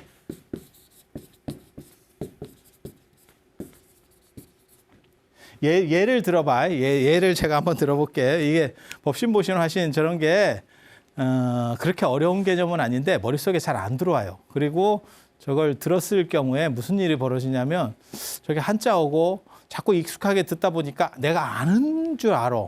하지만 정확하지 않아요. 근데 그냥 여러분이 제 말대로 한번 생각을 해보세요. 이 세상에 내 상상 속에 있는 거야. 상상 속에 진짜 잘생긴 미남이 있어. 미남이 있다고 생각을 해봐. 그럼 미남이 있어. 상상이 돼요? 상상이 돼요? 그러니까 내가 좋아하는 이상형, 다 달라도 돼요. 다 달라도 돼. 완전 무결한 이상형. 모든 것을 내가 원하는 걸 다 갖춘 이상형. 그냥 때려잡아서 상상하는 거예요. 때려잡아서 그걸 법신이라고 생각하시면 돼요. 그렇게 그러니까 완전한 이상형. 이거는 뭐냐면 그런 식의 사람이 구체적으로 어떻게 생겼다라고 우리가 좀 더 구체화시키는 거예요. 그러니까 저 위에 법신이라고 하는 건 어떤 개념적 개념이라고 보면 개념상에서 완전함이라고 하는 게 그렇게 구체적이진 않거든요. 그러면 저런 추상성에서 좀 더 구체성으로 내려와 가지고 야 어떻게 생긴 걸까? 그랬을 경우에 사람마다 다 달라요. 그러니까 저는 그냥 이건 제 개인적인 생각이에요. 저는 사실 조인성 같은 얼굴이 잘생긴 얼굴이야. 우리는 또 그런 식으로 봐요. 사람마다 다 다르겠죠. 그리고 그거를 완전성을 더 높이려면 어떤 일이 벌어지냐면 여러 얼굴들은 좀 섞으면 돼요. 그렇게 해서 섞어서 구체성에서 가장 완전한 거. 이거는 어떻게 보면 약간 추상적인 거예요. 이건 이상적인 거고 그 다음에 이건 구체성에서 완전함을 갖추고 있는 조금 한 단계 떨어지는. 그러니까 이거는 잘생겼다라고 하는 그런 개념의 추상성. 이거는 내가 생각해 볼 수 있는, 그러니까 어떤 이미지로 만들었을 때 나올 수 있는 최고의 잘생긴. 그러니까 또 다른 예를 들어볼까요? 예를 들어서 붓글씨에 신이 있어. 저건 최고의 붓글씨야. 최고의 붓글씨. 야, 저런 사람이 존재할 수 있을까? 라고 생각하면 그 붓글씨의 신이면 법신이야. 붓글씨의 신, 법신. 예를 들어서. 그러면 이 보신은 누구냐면 보신은 붓글씨 쓰는 사람 중에서 유사이래로 제일 잘 쓰는 사람이 누굴까? 그러면 사람들이 뭐라고 생각하냐면 대부분 다 왕이지. 이렇게 얘기할 수 있어. 왕이지. 예. 왕이지는 현실적으로 존재했던 사람이지만 실제로 뭐 지금은 없는 거예요. 그리고 뭐 그런 정도라고 보시면 되죠. 그래서 왕이지 같이 이런 완전성을 현실적으로 구현해서 갖춘 사람. 완전성을 현실에서 구현한. 그럼 지금 있는 사람은 어때요? 지금 있는 사람은 왕이지 같은 사람은 아니지. 우리나라나 중국에서 제일 붓글씨 잘 쓰는 사람. 뭐 왕이지 능력치에 뭐 예를 들어서 10분의 1밖에 안 돼. 그러면 화신이에요. 저게. 능력치가 줄어서 화신이 아니고 이건 현실에 있는 사람. 이거는 전체를 통틀어서 있을까 말까 한 사람. 이거는 그냥 추상적 개념이에요. 그런 정도 생각하시면 돼. 조금 어려울 수 있는데 그러려네. 그러니까 이거는 이데아적인 완전성. 이거는 현상으로 드러날 수 있는 최고. 현상으로 드러나는 최고. 이거는 우리 주변에서 볼 수 있는 최고. 이해가 됩니까? 그러니까 이거는 상상할 수 있는 미남. 우리가 그냥 때려잡아서 1등. 인류가 생긴 일의 최고 1등. 그냥 상상만 되는 거야. 이건 상상만. 여기는 우리가 알고 있는 남자들 중에서 최고, 그러니까 역사 속에 존재하는 사람 중에서 최고.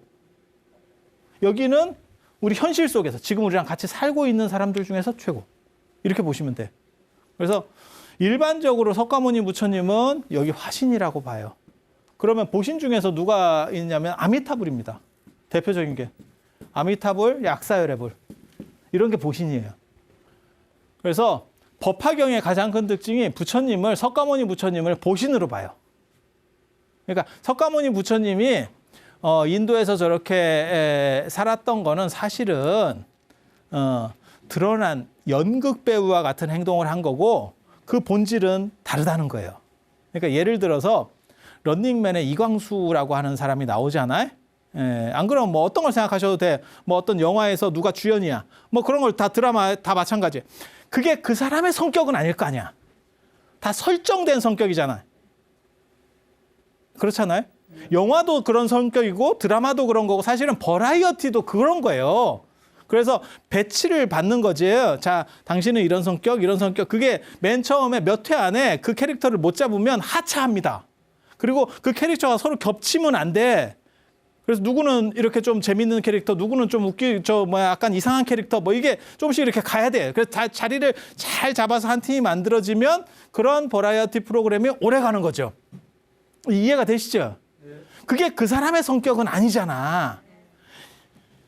법화경에서는 그렇게 얘기하는 거예요. 그래서 석가모니 부처님의 원래 성격이 있는 거고, 그거는 보신이었고, 지금 드러나는 모습들, 그러니까는 인도 역사 속에서 나타나는 석가모니 부처님이 어떻게 사셨어요 라고 하는 것들은 실제로는 그냥 연극 배우가 드러내는 것처럼 한 것뿐이래요. 그런 걸 기독교식 용어를 빌려서 쓰면 가현설이라 그래요. 본질은 움직이지 않고 가짜로 드러난 거지. 가짜로 드러난 거지. 내가 장동건인데 태극기 휘날리며에서는 이연기, 어디에서는 이연기, 뭐 안 그러면 영화 친구에서는 이연기, 이렇게 가짜로 드러내는 거야. 왜 가짜로 드러내느냐? 그 사람들을 상태를 만족시켜주기 위해서. 그래서 법화경에서 말하는 가짜로 드러냈다는 거예요. 이 가현설이 어디서 나오는 거냐면 저게 법화경도 저 가현설에 속하는 거고, 기독교에서는 저 가현설을 주장하면 저 이단으로 몰려요. 그러니까 예수는 본질은 하늘에 있는 거고 밖으로 그냥 드러날 때만 저렇게 드러난 거래. 그래서 두드려 맞고 십자가에 대롱대롱 매달려서 죽었어요. 그거는 가짜 모습이에요. 어떻게 신이 인간에 의해서 죽고 그렇게 할 수 있어요. 이런 식으로 나오는 게 가현설이에요. 뭐 그노시스파 뭐 이런 것들 보면 저런 얘기 나오는데 저 굉장히 재밌습니다. 그리고 저런 비슷한 설정이 사실 인간에게서도 나타날 수 있어요. 우리한테도. 그래서 깨달음이라는 것은 완전하기 때문에 우리는 본질적으로 다 깨달아 있고, 우리가 사실 나타내는 지금 이런 찌질이한 모습들은 사실은 그냥 드러난 모습일 수 있는 거야. 마치 영화 매트릭스나 꿈속이라고 생각하시면 돼요. 꿈에서 나타나는 것들은 내 본질이 아니고 사실은 드러내는 거예요. 이렇게 돼서 나는 원래부터 완전했었고, 그 다음에 내가 드러나는 것들은 사실은 그냥 재미삼아 하는 정도, 연극 배우가 연극하는 정도예요 라는 인식을 가지게 되면, 그러면 이 세상은 완전하지 않은 게 없어요. 이렇게 되는 거예요. 그러면 그게 화엄입니다. 그게 화엄 사상이에요. 나중에 그렇게 가는 거예요.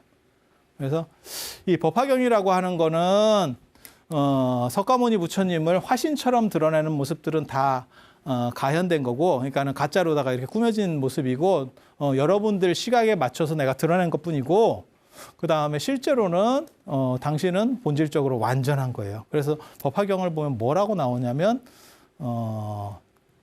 석가모니 부처님께서 이미 훨씬 전에 깨달음을 얻었고 중생들을 다 제도해 놨었고 뭐 이런 얘기들이 나오는 거죠. 그래서 굉장히 재밌는 경전이에요. 그러니까 대승불교 역사 안에서도 굉장히 특이한 거를 점하는 경전입니다. 그리고 이 법화경이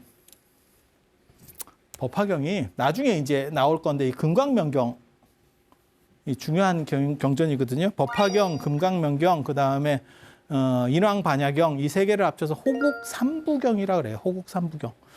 저 경전들을 읽으면 나라가 진호국가, 쉽게 말해서 나라가 태평하고 그 다음에 외침이 없고 이렇게 평안하대. 그게 이제 호국삼부경이라고 하거든요. 그런 관점들과 결부가 돼서 사실은 저런 법화경도 유행하는 거예요. 그러니까 국가적인 부분하고 결부가 되면 경전이라든지 어떤 사상이라든지 안 그러면 어떤 종파가 빨리 발전합니다. 왜? 국가에서 밀어주거든. 국가 시책에서 봤을 때 이것은 타당하다고 봐버리는 거예요. 그래서 그런 부분들이 있어요. 그래서 법화경이 유행하는 것도 사실 그런 부분이 작동을 합니다.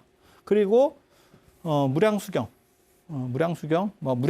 관무량수경, 그 다음에 아미타경, 이렇게 정토삼부경이라고 그러잖아요. 극락에 태어나는. 법화경만 갖고는, 법화경으로는 자기의 본래 당체를 깨달음을 얻는 거고, 내 본질에 대한 깨달음을 얻는 거고, 이제 죽을 때 가는 거는 무량수경을 통해서 극락으로 가겠다는 거예요. 극락 세계로 이렇게 넘어가는 거예요. 그래서 극락으로 가는데, 극락이 서쪽으로 10만원 국토나 떨어져 있는 먼 세계거든요. 그러니까 갈 수가 없어요. 이게 여러분 배 타고 가는 거 아세요? 극락에? 그 반야용선이잖아요. 난 반야용선 그거 보면 되게 웃기거든. 실제로 백중이라든지 이렇게 천도제 지낼 때 보면 이렇게 배가 있어요. 용머리 배가. 근데 반야용선이라고 하는 거는 반야가 지혜라는 뜻이잖아요. 지혜의 용머리 배라는 거는 용머리가 달려있는 배들은 최상급 배를 얘기하는 거예요. 그래서 지혜를 통한 최상급을 가지고 순식간에 넘어간다는 거지 그게 실제로 그런 배를 뜻하는 건 아니에요. 그건 상징적 이미지인데 그걸 그냥 어떤 사람들이 점점 구체화시켜서 진짜 배같이 만들어 놓은 거예요. 배같이 만들어 놓은. 그래서 극락까지 갈 수가 없어. 그러니까 이 극락 구조에서는 저번에도 잠깐 말씀드렸지만 극락은 사후세계가 아닙니다. 사후세계 아닙니다. 살아있는 사람들이 가는 세계예요. 하지만 10만 원 국토 하나 떨어져 있기 때문에 엄청 멀기 때문에 우리는 갈 수가 없어. 뭐하고 똑같은 거냐면 명왕성 존재하는 거예요. 우리가 갈 수 있어요? 못 가요. 너무 떨어져서. 그러니까 두 종류로 가는 생각을 하는 거예요. 하나는 일반 찌리한 사람들이 우리가 그냥 갈 때는 여기서 죽어서 윤회론을 믿으면 여기서 죽어서 저쪽에 태어나면 된대. 그게 극락왕생이거든요. 정확하게 말하면 구품년지에 태어나는 겁니다. 그게 극락왕생이에요. 그런데 그렇게 가는 거는 될지 안 될지도 잘 모르겠고 저쪽에서 이렇게 티켓이 와서 초청장이 와서 좀 나를 데리고 가면 어떨까? 그게 접인 내용입니다. 그래서 아미타 부처님이 직접 오셔가지고 그냥 쫙 데려가 버리는 거예요. 그러면 아미타 부처님의 실력에 의해서 쉽게 말해 신통에 의해서 그걸 한 방에 가는 거지. 뭔 뜻인지 아시겠어요?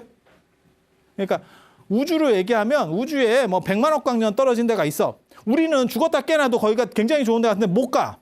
근데 거기에는 너무너무 과학이 발전해서 거기서 여기까지 1초면 온대. 그 사람이 나를 데리고 가거나 안 그러면 내가 자력으로 가려면 죽어서 거기서 태어나면 된다는 거예요. 그 두 가지 방법을 쓰는 거예요. 그래서 당신이 평생 했었던 법화경과 무량수경을 들으면서 아미타 부처님이 영접해 주기를 바라는 거예요. 아미타 부처님이 그렇게 해서 돌아가셨는데 그게 이제 좌탈입절이거든요. 앉아서 참선하면서 돌아가셔요. 최초의 등신불입니다. 저게 천태산에 가면 지자탑원이라고 지금도 있어요. 흰 옥돌 같은 걸 이렇게 탑을 저도 2번 제가 거기 가봤거든요. 처음에 갔을 때는 그 지자탑원만 황기화였었어요. 황색기화를 이렇게 쫙 얹어가지고 그래서 야 중국절에서 최고로 중요한 데는 황색기화를 얹거든요. 근데 두 번째 가보니까 황기화를 걷어냈더라고요. 그래서 얘네들이 개념이 별로 없구나. 내가 이런 생각을 했었는데 처음에 제가 거기 갔을 때 뭔가 있지. 그 감동이 있어. 그 탑 밑에 있다는 거예요. 눈에 보이진 않아. 근데 등신불이 된 최초입니다. 등신불도 종류가 있어요. 등신불이 많이 나오는 데가 티베트 쪽하고 그다음에 일본이에요. 일본 등신불이 진짜 좀 어떻게 보면 재밌습니다. 일본 등신불 같은 경우는 등신불이 어디서 나오면 별 볼 일이 없냐면 등신불이 어떻게 나오는 거냐면 원래는 수행을 오래 해가지고 내 내면을 정화시킬 수 있으면 내 몸 안에서 이게 미생물이 안 사는 거예요. 사람이 어떻게 부패되는 거냐면 내 내장기관에 미생물들이 살거든요. 제일 빨리 부패되는 데가 위하고 내장이에요. 위하고 내장. 이런 데서 미생물들이 내가 죽고 난 뒤에 내가 이걸 작동을 못 시키는 통제를 못 시키는 상황에서 점점 부패하니까 썩어 들어가는 거죠. 뭐 이해가 되잖아. 이해가 되잖아. 그런데 수행을 오래 하고 제대로 한 사람은 안에가 정화가 돼가지고 이게 작동을 안 하는 겁니다.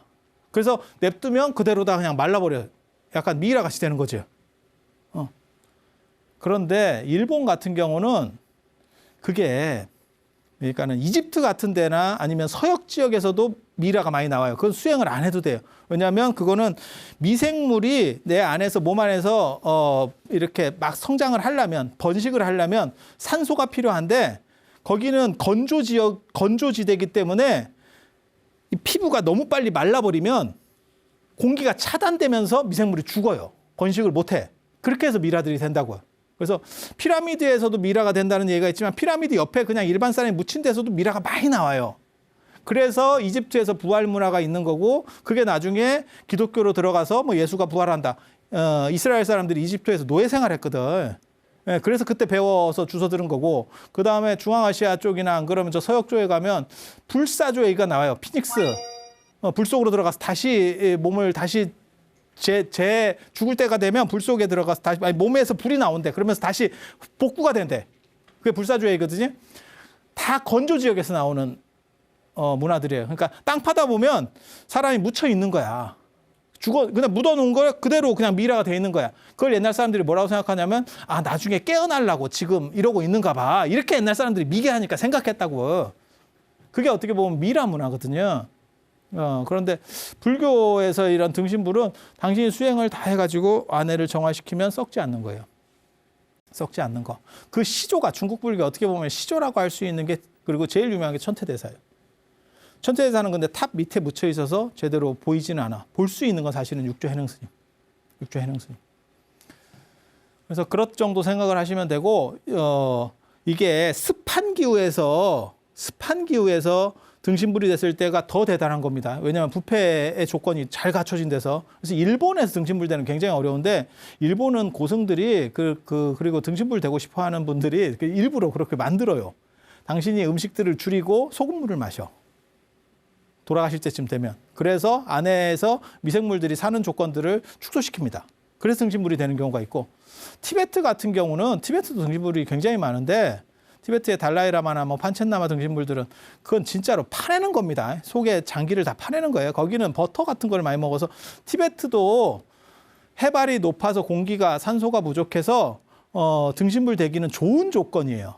이게 미라 만들어지기 좋은 조건인데 달라이라마나 판첸라마 같은 분들은 너무 이런 걸 기름진 걸 많이 먹거든요. 거기가 유목 문화가 있어서 굉장히 많이 먹거든요. 그러니까 이게 기름진 게 많으면 죽었다 깨나도 등신불 못 됩니다. 그러니까 돌아가시면 장기를 파냅니다. 마치 이집트 미라처럼. 그리고 뇌도 이렇게 해가지고 다 긁어내버리고. 그렇게 해서 만들어서 탑안에다가 넣어요. 탑안에다가 넣어. 그래서 좀 다릅니다. 등신불 문화가 달라. 그래서 그 등신불에 어떻게 보면 최초라고 할 만한 게 지자대사라고 보시면 되고 이 지자대사에 등신불을 모셔놓고 이렇게 제를 지내고 했대요. 그거를 수양제가 굉장히 후원을 했다 하는 거거든요. 굉장히 후원을 하니까 나중에 저 상서령 저 양소라고 하는 사람이 세상에 그런 게 어딨냐. 사람이 죽었으면 다 썩어서 없어지는 거지. 어떻게 그 자세를 유지하면서 있을 수 있어? 라고 해서 진짜 가봤다는 얘기가 있어요. 그랬더니 그대로 모셔져 있더라. 그래서 등신불 하면 사실은 제일 유명한 게 저 시기적으로 빠른 거는 지자대사 등신불. 그건 근데 탑안에 있고 그 다음에 눈으로 볼 수 있는 등신불은 육조 해능스님. 광동성 남한선사에 가면 해능스님 등신불은 지금도 그대로 있어요. 그 옆에 이제 명나라 4대 고승 중에 하나인 감탄덕총 스님 등신불도 그대로 모셔져 있고 이렇게. 그래서 그 또 기가 막힌 얘기가 있는데 해능스님 목 이렇게 잘렸다 이런 얘기 들어보셨어요? 돌아가시고 나서 육조 정상탑 쌍계사에 있어요. 신라 스님이 너무너무 해능 스님을 존경을 해가지고 이게 몸을 전체를 모셔올 수는 없고 돌아가셔서 이 목만 이렇게 탁 잘라가지고 모셔왔다. 그걸 쌍계사에 모셨다 그래서 육조 정상이라는 게 이게 머리를 나타내는 거예요. 그 탑이 있다. 그리고 옛날 기록에 보면 그 탑으로 손을 이렇게 넣어보면 머리카락이 뭐만 잡힌다. 이런 얘기들이 있어. 이런 얘기들이 있어. 그래서 제가 그 해능 스님 또 거기 가가지고 진짜 이게 잘린 흔적이 있는지 머리가 다 있습니다. 그러니까 머리가 온 거는 아니겠지. 그러니까 자르려고 시도했다가 실패했다. 중국에는 그렇게 돼 있고 기록에 그렇게 돼 있고 누가 들어왔는데 실패했다라고 돼 있고 우리나라 저 쌍계사에는 가지고 왔다라고 돼 있는 거예요. 그래서 여기 흔적이라도 있나? 이렇게 해서 내가 자세히 봤다니까. 그거를 막 뚫어지게. 또 거기가 조전이라고 조사전인데 그게 이제 스님들은 들어가서 이렇게 친견을 잘 할 수 있어요. 그래서 여러분들도 거기 친견하고 싶으면 사실은 밀면 돼. 밀면 들어갈 수 있다니까. 이렇게 해서 제가 그걸 자세히 봤는데 이게 기가 막힌다고. 뭐가 기가 막혀요? 시간이 다 됐어요. 시간이 다 됐어요. 그래서 최초의 등신불은 일단 지자대사라는 거, 그리고 한국 사람이 어떻게 보면 제일 유명한 등신불은 이제 김교각 스님이라고 알려져 있는, 사실은 뭐 김교각이라고 하는 이름은 워낙 뒤에 나오는 얘기이기 때문에 원래는 김지장입니다. 그래서 이제 김지장, 구화산의 김지장 스님. 근데 구화산에도 가도 김지장 스님은 탑 밑에 있는 거라서 못 뺍니다. 등신을 친견할 수 없어요. 가면 이제 무화 스님 뭐 이런 식의 스님들만 볼 수 있고 없어요. 등신불 제대로 못 봅니다. 교각 스님 건 못 봐. 예. 김지장 스님 원래는. 그래서 나중에 이제 이 김지장 스님 얘기도 제가 좀 해드릴 거예요. 나중에. 왜냐면 이분은 당나라 중기 이육분이기 때문에 나중에 얘기를 해드릴 거예요. 지난 시간에 제가 그거 얘기해 준다고 했잖아요. 해능 스님 여기 태있나? 그치? 그거 너무 진기하지 않아요? 그래 제가 2차례나 가가지고 저는 그 내용을 알기 때문에 제가 절하고 목만 봤다니까 계속. 목에 금 있나? 목에 금 있나? 애석하게도 제가 눈이 나빠서 눈이 나빠서 그래서 제가 다음에는 내가 그 생각을 했어요. 핸드폰을 좀 좋은 걸 사갖고 가서 땡겨봐야겠다. 내 눈으로는 도저히 안 보인다. 이게 등신불 만들 때 오치를 하는 거예요. 오치를 합니다. 그래서 까맣게 드러나요. 그냥 산채로 그대로 냅두는 게 아니고 이제 안 썩는다는 게 확인이 되면 그게다 오치를 해서 개금을 해요. 원래는 개금을 해요. 그래서 얼마 전에도 저기 유럽에서 뭐 어떤 불상이 하나 발견돼서 그거를 비파괴 검사라 그래서 요즘은 컴퓨터에다가 넣어요.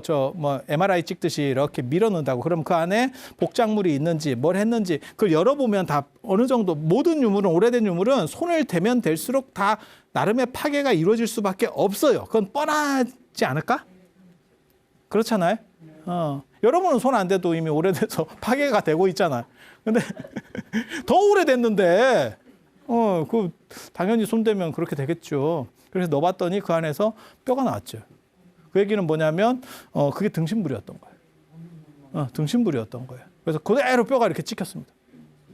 뼈가 찍혔습니다. 그래서 선종이 유행하고 난 뒤부터는 이런 등신불들이 생각보다 많아져요. 우리 스승님이 곧 부처님이다. 그래서 해능 스님 같은 경우는 육조단경에 보면 붓다라는 표현이 나옵니다. 불이라는 표현이 나옵니다. 그래서 나중에 그게 이제 법당이라는 개념도 생기는 거고, 우리가 지금 대웅전을 법당이라고 하는 게 우리 선생님이 곧 부처님이기 때문에 그 부처님이 설하시는 데가 곧 법당인 거야. 예전에는 대웅전하고 쉽게 말해서 금당하고 법당이 분리가 되거든요. 그래서 금당은 부처님 집이고 법당은 가르침을 설하는 데인데 우리 선생님이 곧 부처님이니까 이렇게 겹쳐지는 거예요.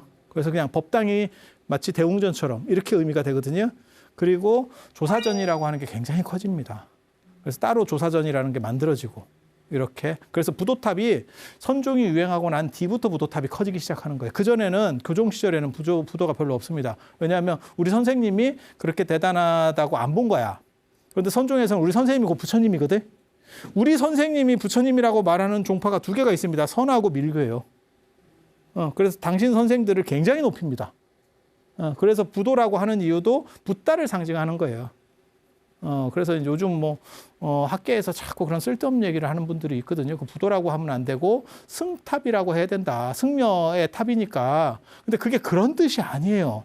우리 선생님이 진짜 부처님이에요라고 말하고 싶었던 거야. 그래서 부도라고 이름을 붙이는 거예요. 잘못된 명칭이 아니고 정확하게 인지한 일부러 그렇게 붙인 명칭이라고요.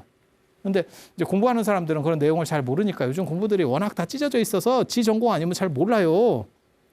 그래서 그런 부분들이 좀 있죠. 그래서 참 아무튼 해능 스님 그 얘기는 제가 나중에 해능 스님 얘기할 때 또 좀 해드릴 거예요. 그거 진기하거든. 돌아가실 때 어디로 가시겠습니까? 탁 이렇게 탁 물어. 기가 막히거든.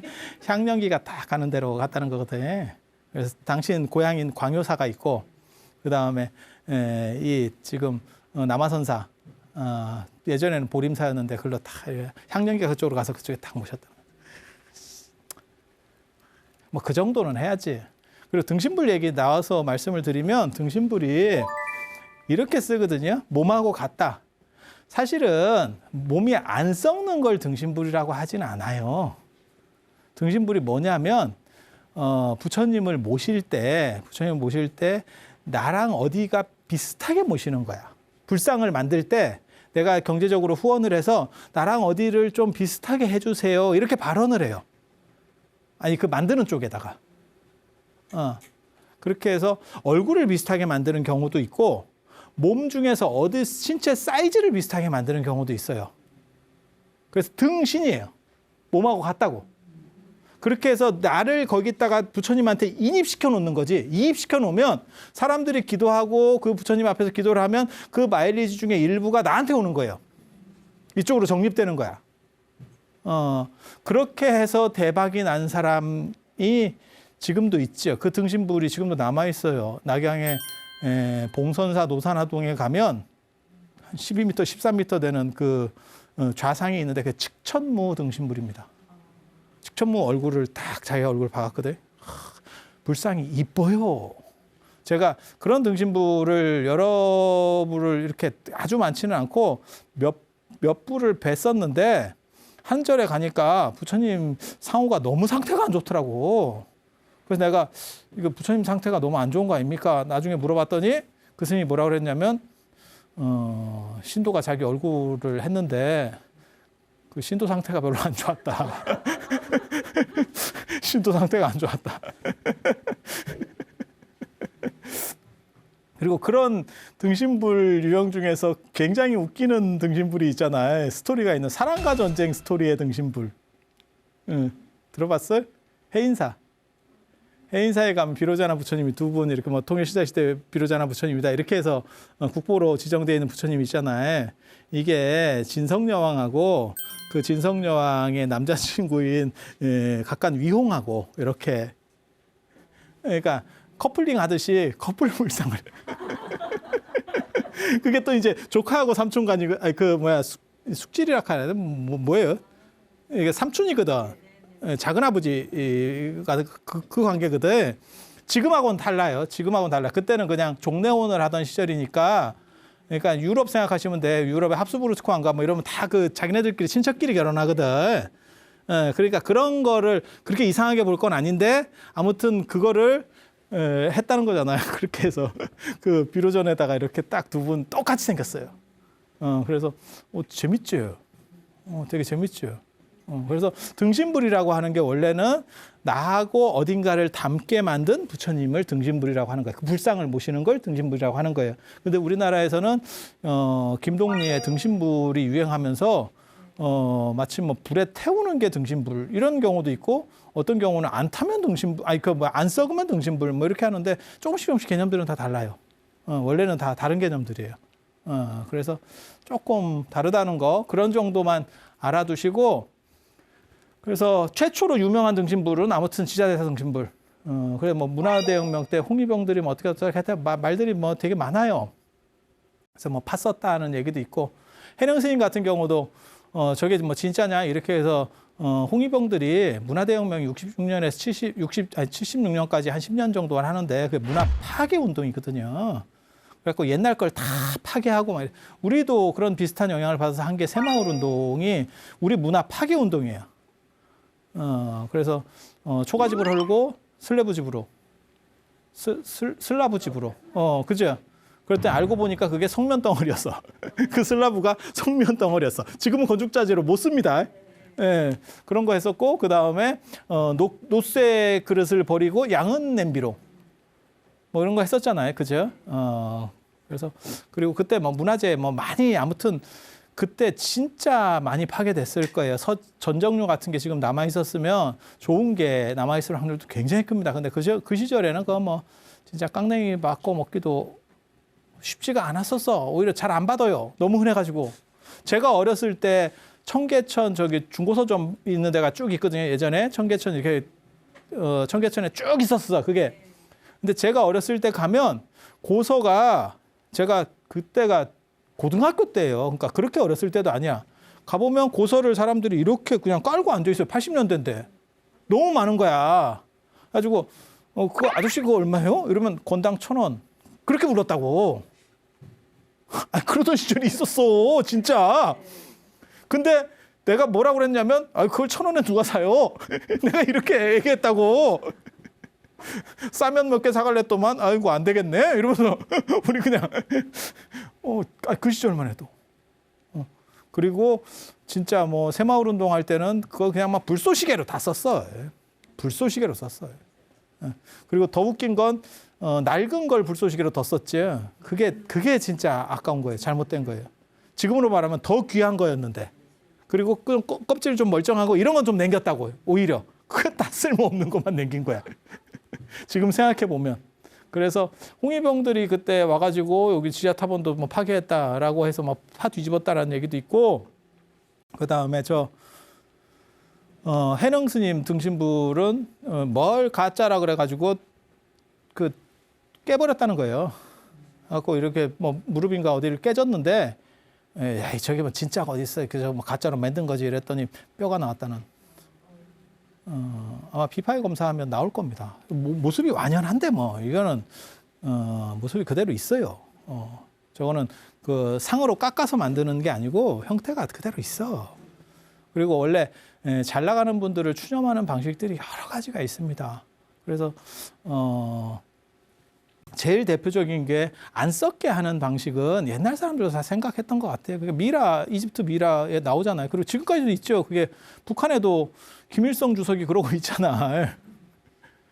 그러니까 지난번에 말씀드린 것처럼 티베트 달라이라마, 판첸라마 다 그렇게 내장 긁어내고 미라 만드는 거예요. 중국도 그렇죠. 모택동이 그 있죠. 자금성 옆에 그 인민대회장인가 거기에 저는 뭐 자금성은 몇 번 가봤어도 거기는 안 가봤는데 그쪽에 뭐 그게 당신들한테는 의미가 있지만 우리는 좀 그냥 좀 무섭고 찝찝할 뿐이지 그걸 뭐하러 거기 줄 서가지고. 그리고 거기 중국 사람들은 굉장히 이렇게 잘 돼 있기 때문에 그 모택동을 보는 게 굉장히 원이기 때문에 그 줄도 길어요. 야, 그거 줄 서가지고 그거 잠깐 보고 나올 바에는 그냥 자금성을 가서 거기서 커피 한 잔 마시지. 우리는 그런 생각. 그러니까 느낌이 다른 거죠. 아마 다 마찬가지일 거예요. 당신들이 좋아하는 쪽에는 그렇게 되는 거고 뭐 그렇지 않겠어요? 그래서 그런 부분들이 있는 거죠. 그리고 원효 스님 자장율사 돌아가셨을 때는 그게 화장을 해가지고 이 돌 구멍 안에 넣습니다. 거기도 이제 만지면 이게 만져진다는 거예요. 그게 정암사 뒤쪽에 있습니다. 정암사 뒤쪽에 조전이라고 조사전이 이렇게 크게 따로 만들어져요. 옛날에는 절의 안에 조사전이 있는 게 아니고 절 바깥쪽에. 그러니까 우리식으로 말하면 약간 떨어진 데 사당을 짓는다고 생각하시면 돼. 이렇게 만들어져. 양주 회암사 가보셨어요? 회암사 가보시면 큰 터가 있고 그 옆에 조그맣게 진짜 절이 하나 있어요. 그 절이 있는 데가 원래 조사전이에요. 그러니까 본절은 다 없어진 거고 조사전만 남은 거야. 그러니까 이게 투톱체제입니다. 투톱체제. 그래서 그게 이제 그 자장률사 같은 경우는 그걸 이제 만지면 사막도에 떨어지지 않는다. 뭐 그런 게 있어. 내가 그거 전문가라니까. 나 전문가라니까.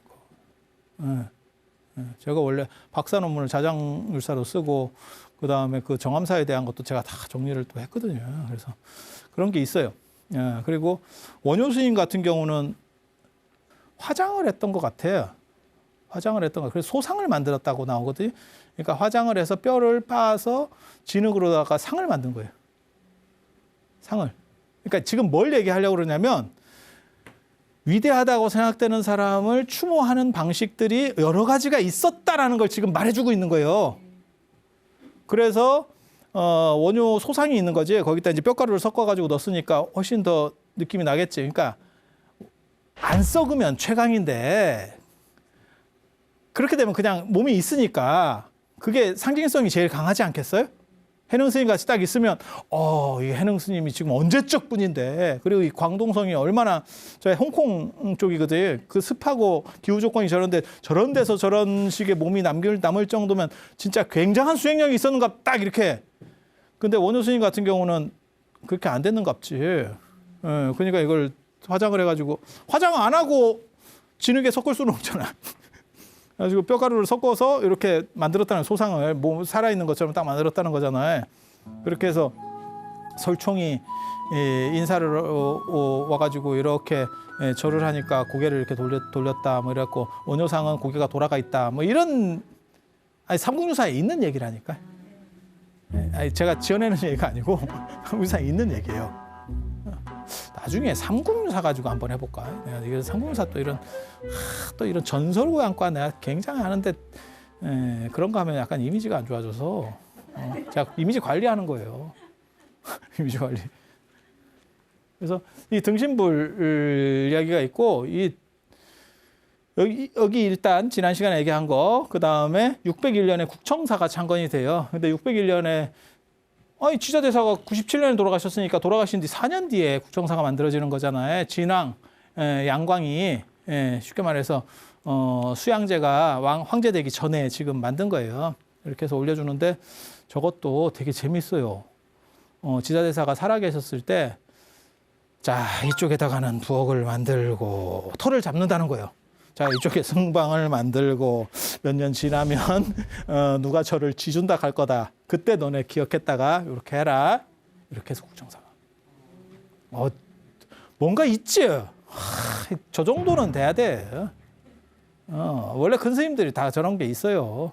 우리나라도 그 지공스님, 나홍스님 얘기 보면 지공스님이 삼산양수직이 다 산이 세 개고 물이 다 겹치는 여기다가 네가 절을 지어라 다 이렇게 얘기를 하거든. 그랬더니 나홍스님 우리나라에 와가지고 찾은 데가 그 양주 회암사예요. 양주 회암사. 거기가 전불 시대의 절터다. 가서 부처님 때 다 뭐 절터였었다. 막 또 뭐 나옵니다. 그런 얘기들이 다 있어요. 신기한 이야기 진짜. 야, 백회라서 이런 진기한 이야기 해주는 거예요. 이거 어디 가서 못 들어. 이런 원래는 거기에 더 얽혀있는 더 얘기도 있어.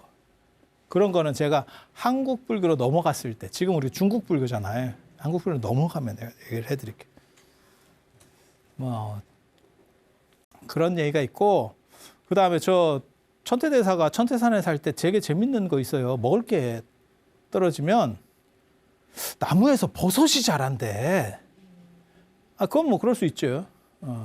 나무에서 버섯 자랐다. 그럼 무슨 생각이 들어요? 지저분한갑다. 약간 습진가? 아니 뭐 버섯이 깨끗한 데서는 안 자라거든. 근데 천태산에 가보시면 거기가 약간 이렇게 약간 습진 건 있어요. 제가 보기에는. 근데 위도상 거기가 습질 수밖에 없어요. 강남 쪽에. 그렇게 해서 버섯이 자라는데 그걸 이렇게 베어가지고 이렇게 요리를 해 먹으면 다음날 또 자란대. 또 자란대. 만나야 만나. 구약에 보면 그 만나가 딱 그런 거거든. 아니 다시다 말고 만나. 그 만나 말고. 구약에서 만나가 뭐 땅에 있다. 그거를 불교에서는 사실은 세기경이나 기세인본경이나 이런 데서는 그 짐이라 그러는데. 그렇게 땅에서 올라와서 뭘 먹는 뭐 이런 얘기가. 그러니까 수행을 하다 보니까 감동을 해서 하늘이 감동을 해서 뭔가 이렇게 먹을 거를 지금 준다는 얘기예요. 버섯이. 그래서 천태대사가 떠나면 그 버섯이 더 이상 안 나온대. 이 비슷한 얘기가 나중에 그 김지장 스님 얘기에서 나와요. 구화산에 보면 대중이 운집했는데 먹을 게 없어서 땅을 파니까 흰 흙이 나왔대잖아. 그걸 섞어서 백토랑 섞어서 먹는다는 얘기나. 그래서 제가 그거 얘기를 보고 그렇게 얘기해줬지. 흙 파먹었구나. 흙 파먹. 우리 때는 그 흙 파먹는다는 말이 있었는데, 그죠? 근데 백토는 먹어도 돼요. 참고로 말씀드리면 백토나 흰돌은 먹을 수 있습니다. 흰돌 자체를 먹는 건 아니고 흰돌을 물에다가 이렇게 삶아서 먹으면 그게 이제 신선된다는 거거든요. 그래서 신선전에 보면 백석자라고 있어. 흰돌을 먹어서 신선된 사람 얘기가 나와. 뭐 따라 하지는 마시고 그냥 그러려하고 들으세요. 요즘으로 말하면 맥반석 이렇게 담갔다가 이렇게 물 먹는 거 있잖아요. 그런 거 생각하시면 돼요. 그런 거. 그래서 뭐 그런 일화들이 여러 개 있어요. 천태대사가 신이한 사람입니다. 굉장히 신이한 사람이에요. 그래서 제가 천태대사를 약간 이렇게 좀 특이하게 보거든요. 신비한 능력들이 있어요. 저도 저런 야리한 거 되게 좋아하는데. 그래서 저희 강남의 어떠한 주술적 요소들이 천태에 특히 저 나중에 보는 이제 마하지강 같은 데 많이 들어와 있습니다. 많이 들어와 있습니다. 그리고 지금 아마 불교하는 사람들은 그게 뭘 얘기하는지 정확하게 잘 모를 거예요. 우리 같은 사람들은 그게 도교를 제가 또 어렸을 때 배워가지고 그게 어떤 전승에서 내려오는 얘기들이 대충 알거든요. 그래서 강남에 그게 도산 문화가 있어요. 전에 아까도 제가 그 도원경 얘기했지만 천태산에 누가 살았었냐면 가련이라고 하는 사람이 살았었어요. 이런 얘기 자꾸 해주면 진도 못 나가는데 가련이 누구냐면 포박자 가롱 치천이라고 하는 아주 유명한 사람이 있어요. 포박자 책을 지은 사람인데 거기 이제 내편에는 내단법, 단약 먹어갖고 신선되는 거, 외편은 유교적인 글이에요. 굉장히 재밌습니다. 그런데 그 사람의 작은 할아버지 뻘 되는 사람이 가련이에요. 가련이 천태산에서 신선수를 닦았거든. 그래서 천태산이 원래 도교의 성산이었었어요. 도교의 성산. 가련도 유명한, 저 신선족보에서는 상당히 유명한 사람이에요. 그렇게 해서 천태대사 입장에서는 거기에 영향도 받았을 거고 그걸 버무려서 불교적으로 불교 밑에 그런 것들을 배치하려고 했었던 그런 속성들이 보여요. 단순히 배격화해서 될 상황이 아니었고 이걸 다 아울러서 우리 불교가 그거보다 더 대단해 라고 말하고 싶은, 우리가 마치 삼성각을 짓는 듯한 느낌? 삼성각이 토독신을 불교가 어떻게 흡수할 거냐 라는 걸로 가지고 만들어내는 게 삼성각이잖아요. 그래서 용왕, 무슨 저 산신, 칠석, 이 칠성 이런 것들이 들어오는 거잖아요. 그래서 그런 요소들이 있어요.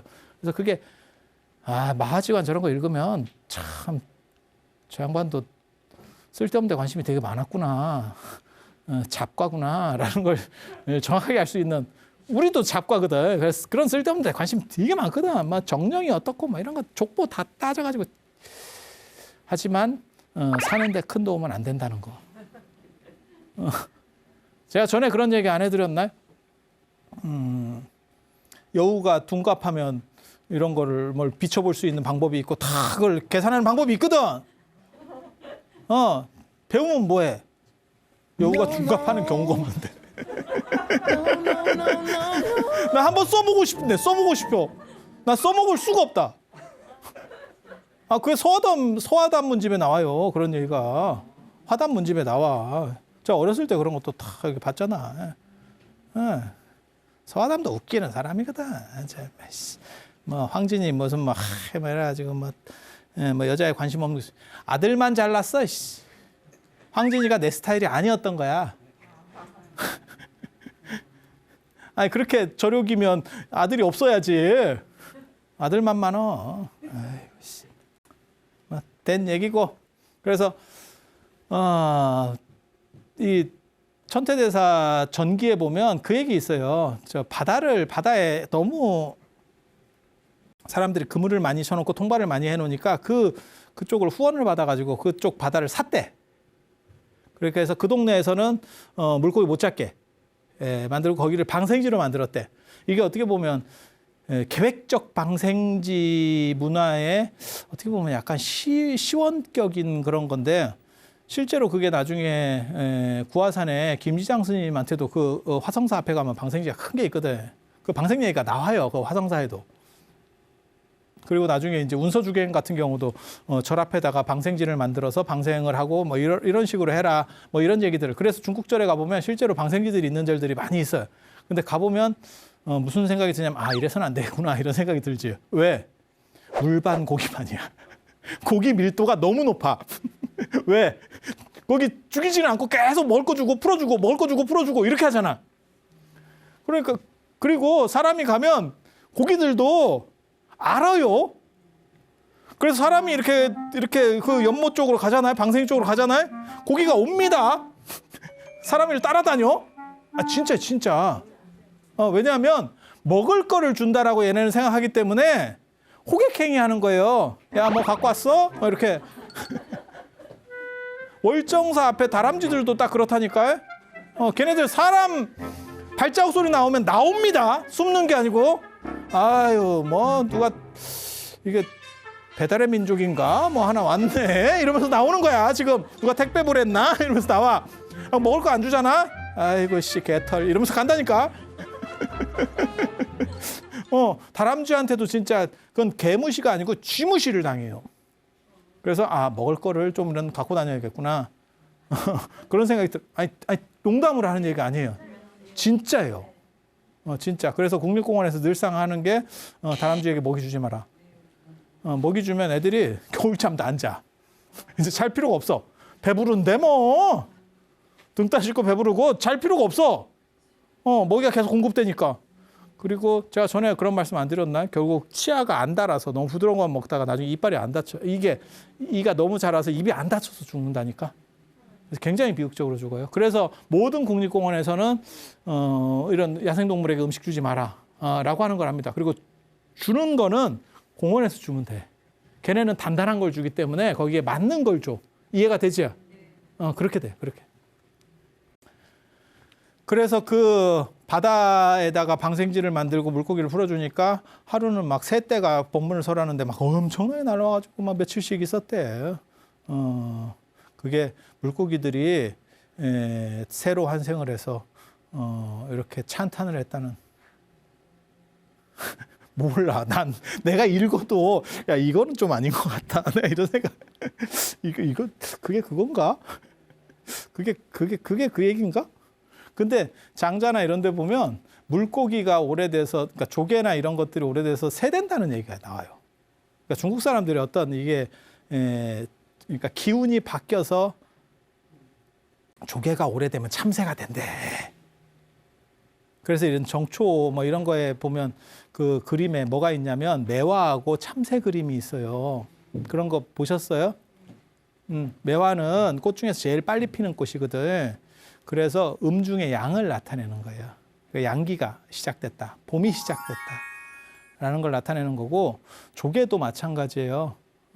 조개도 물속에 있다가 걔는 참새로다가 바뀌는 거거든. 그래서 그것도 음중의 양이에요. 양기가 가득한 그림이에요, 그게. 그래서 참새라는 게, 참새를 이렇게 상징으로 그림으로 그리지는 않거든요, 정상적이면. 거기에 내용이 들어가야 그림을 그리는 거예요. 그래서 그게 약물이라고 하는 상징에 양기가 가득한 놈. 그래서 국청사가 뭐 아무튼 창건이 되고, 전에 제가 말씀드렸잖아요. 원래 천태사라고 하려고 그랬었는데, 이런 큰 절이, 좋은 절이 들어서면 나라가 맑아진다 그래서 국청이라고 그랬다고. 여기에 누가 갔냐면 나중에 대학국사 의천 스님이 합니다. 이게 중국 불교사하고 한국 불교사는 인도 불교하고 좀 틀려가지고 사실은 다 연결이 되거든. 그래서 중국을 다 하고 한국을 하는 게 맞는지도 저도 잘 모르겠어요. 또 다시 막 거슬러 올라가. 이게 타임머신을 타고 다시 한국으로 가면 막 다시 쉘이 막 과거로다가 올라가가지고 또 밑으로 내려와야 되네. 예. 송나라 때 이 천태대사가 국정사를 가가지고 그 지자타본에 가서 탁 절을 하면서 뭐라고 하냐면, 제가 우리나라의 천태종 이 천태대사의 그걸 기리겠습니다. 그래서 개성에 와가지고 국청사를 만들잖아요. 그게 한국 천태종의 시작입니다. 지금 천태종은 그건 구인사 천태종, 요즘 만든 전신 천태종이고, 원래는 국청사가 개성에, 그 당시 개경이죠, 수도에. 왜냐하면 대학국사가 왕자 출신이니까 다 이렇게 자기 어머니 후원도 받고 막 이래가지고 다 만들거든. 그때 딱 만들어가지고 시작을 하니까 제자들이 쫙 그쪽으로 붙는데, 사람들이 그쪽으로 개종을 해갖고 붙는데 대다수가 선종이었대잖아. 선종 스님들이 그쪽으로 다 몰려갔대. 왜냐하면 천태종은 선종 계열에 속합니다. 천태종은 교종 아닙니다. 천태하고 선은 선종입니다. 그쪽으로. 야, 저쪽이 좋은가 봐. 이렇게 다 갔대. 그때 나오는 게 뭐냐면, 조계종이, 선종이 하나로 뭉쳐서, 구산선문이 어떻게 하나로 뭉쳐서 천태종에 대항해야겠다라는 개념이 나와. 이러다가 훅 가겠다. 그러니까 뭐 생각하시면 되냐면, 유럽이 다 쪼개져 있잖아요. 그게 유럽이 저렇게 쪼개져서 지들끼리 아우작자우각 하고 찍고 먹고 하고 있으니까 미국이 큰형님 오셨다 이러면서 등장한 거 아니에요. 그러니까 유럽이 저렇게 해서는 안 되겠다. 그렇게 해서 우리도 뭔가 뭉쳐야겠다. 그래서 EU라는 걸 만들었잖아요. 맞죠? 원래 유럽이 단합해서 있었으면 미국이 뭐 어떻게 못했겠지. 그렇게 해서 지금 있는 것처럼, 원래 선종이 잘 나가고 있었는데 그 구산선문이가 여러 개가 파가 이렇게 갈려 있잖아요.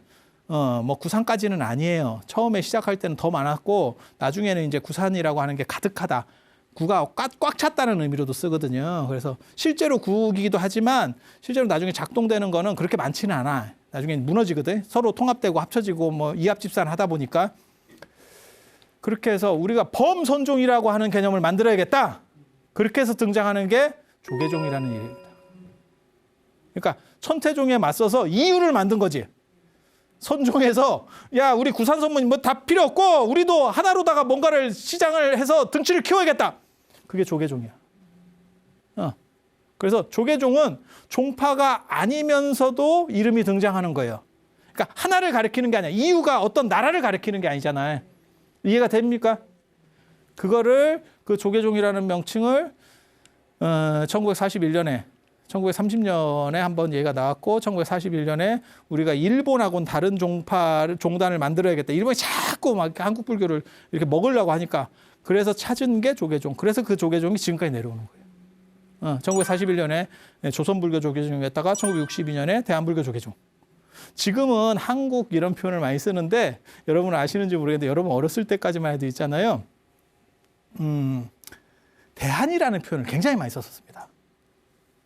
대한 표현에서 한국으로 바뀐 거예요, 표현이. 예전에는 해방되고 난 뒤에는 대한이라는 표현이 훨씬 많았어요. 그게 왜 그러냐면 대한제국 때문에 그래요. 그러니까 우리가 대한민국을 줄여서 대한 이 말도 맞기는 맞는데 지금은 대한민국을 줄이면 한국으로 줄이지 대한으로 안 줄이거든. 민국으로는 안 줄이겠지 설마. 설마 민국으로는 안 줄이겠지. 아니 둘 중에 하나로 줄이면. 근데 해방되고 제 생각에는 저도 느낌으로는 제가 뭐 해방된 뒤에를 뭐 직접 산 건 아니지만 한 80년대까지는 대한이라는 용어를 많이 썼어요. 근데 어느 순간부터 대한이라는 용어가 싹 사라지면서 한국으로 바뀌어. 그렇지 않아요? 아니 진짜라니까요. 그래서 62년에 조계종이 창종될 때는 대한불교 조계종이에요. 한국불교 조계종이 아니고. 진짜 웃기는 얘기예요. 진짜 웃기는 얘기. 597년에 돌아가셨는데 604년에 천태대사가 나타납니다. 불롱에 나타납니다. 불롱이 천태대사가 최초로 천태산에서 지은 절이거든요. 전에 말씀드렸어요. 불롱이 부처님이 자주 이렇게 모습을 어른거린다 그래서 불롱. 그 불롱 선사가 지금도 있어요. 지금도 저 절이 있어요. 저도 가서 참배를 했었었고. 근데 저기에 천태대사가 나옵니다. 야, 이거 도대체 어떻게 해석을 해야 될지는 모르겠다. 그러니까 예수만 죽었다가 왔다 갔다 하는 거 아니요. 그러니까 조금 잘 나가는 사람은 다 해. 다 해. 그 정도는 그냥 껌이야. 그렇게 해서 그것도 불롱에서 같이 오랫동안 생활을 또 해요. 그냥 잠깐 나타났다가 예수가 죽은 뒤에 뭐 부활을 해서 제자들은 잠깐 나왔다가 사라지고 이게 아니고 같이 생활을 해요. 같이 생활을 해요. 그리고 나서 사라지는 얘기가 천태대사 전기에 나와요. 고승전에 나오는 얘기예요. 이게 지금 그냥 지어내는 얘기가 아니고. 그래서 저런 부분은 어떻게 해석해야 될 건가? 이게 지금 열반의 문제하고 굉장히 관련되는 문제들이거든요. 그리고 부처님한테서도 나와. 예, 여러분은 아마 기억 못 하시겠지만 부처님 이야기에 보면 제가 예전에 해드렸었어요. 부처님이 열반에 드시고 3번 움직이시는 대목이 나와요. 3번 움직이십니다. 어머니가 33천 도리천 중으로 태어나셨거든요. 제석천은 아니고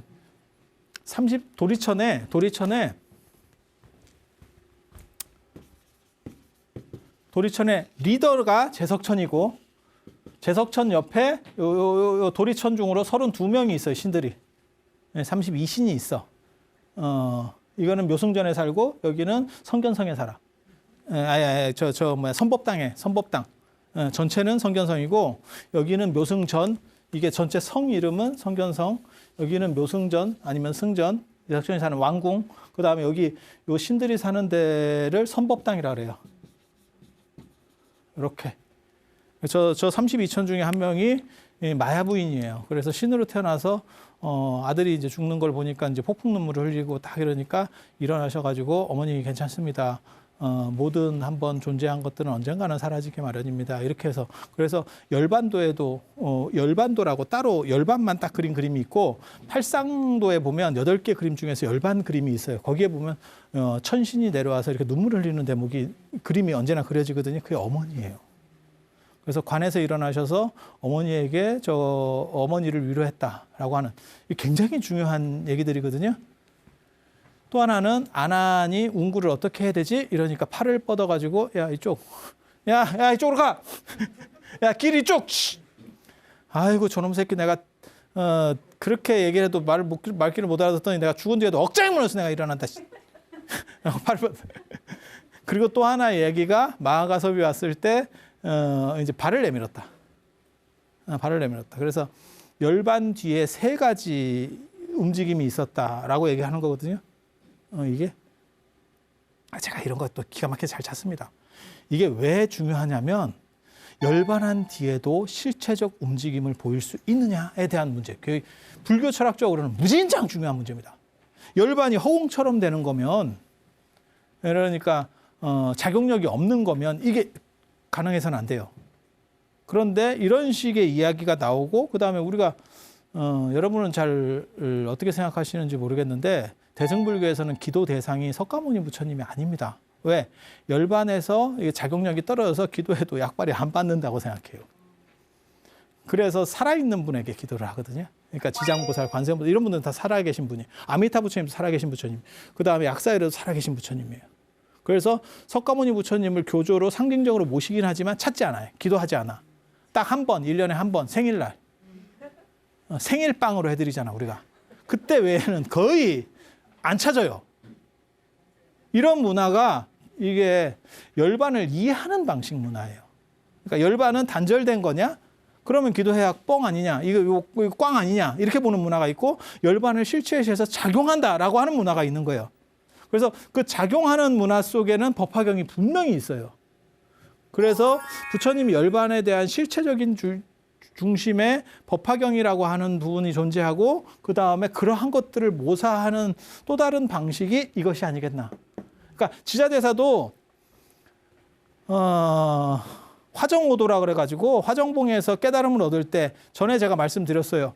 마치 부처님께서 보리수 밑에서 12월 8일 날 성도제일에 깨달음을 얻을 때 마군들이 괴롭히는 거를 꺾고 깨달음을 얻듯이 화정오도도 거의 비슷한 내용이 나오거든요. 그리고 돌아가신 뒤에도 저런 식으로 작용 얘기가 나와요. 그래서 뭔가 부처님을 모사하려고 했었던 그런 측면들이 보이는 거고 저게 진짜인지 가짜인지 나 잘 모르겠어. 그냥 다 기록에 있는 얘기예요. 제가 없는 얘기를 막 지어내서 약을 팔지는 않거든요. 그리고 이걸 어떤 관점으로 볼 거냐라고 하는 건 철학적으로 무진장 중요한 얘기예요. 근데 저기서 2가지는 이해할 수 있어요. 하나는 열반 이유를 천체종에서 초기에 실체시했는갑다. 실체시했는갑다. 그리고 부처님과 닮아가려고 하는 뭔가 전승이 있었다. 그러니까 진짜냐 가짜냐를 떠나서 이거는 확실하게 인지를 해볼 수 있다라는 정도 이야기를 하고 사상에 대한 거. 사상에 대한 오늘 진짜 영험한 얘기 제가 많이 해드렸어요. 100주년 특집으로 영험을 잡아라. 다음 시간에 101회 특집으로 사상 얘기를 해드리도록 하겠습니다. 자, 들어주셔서 감사합니다.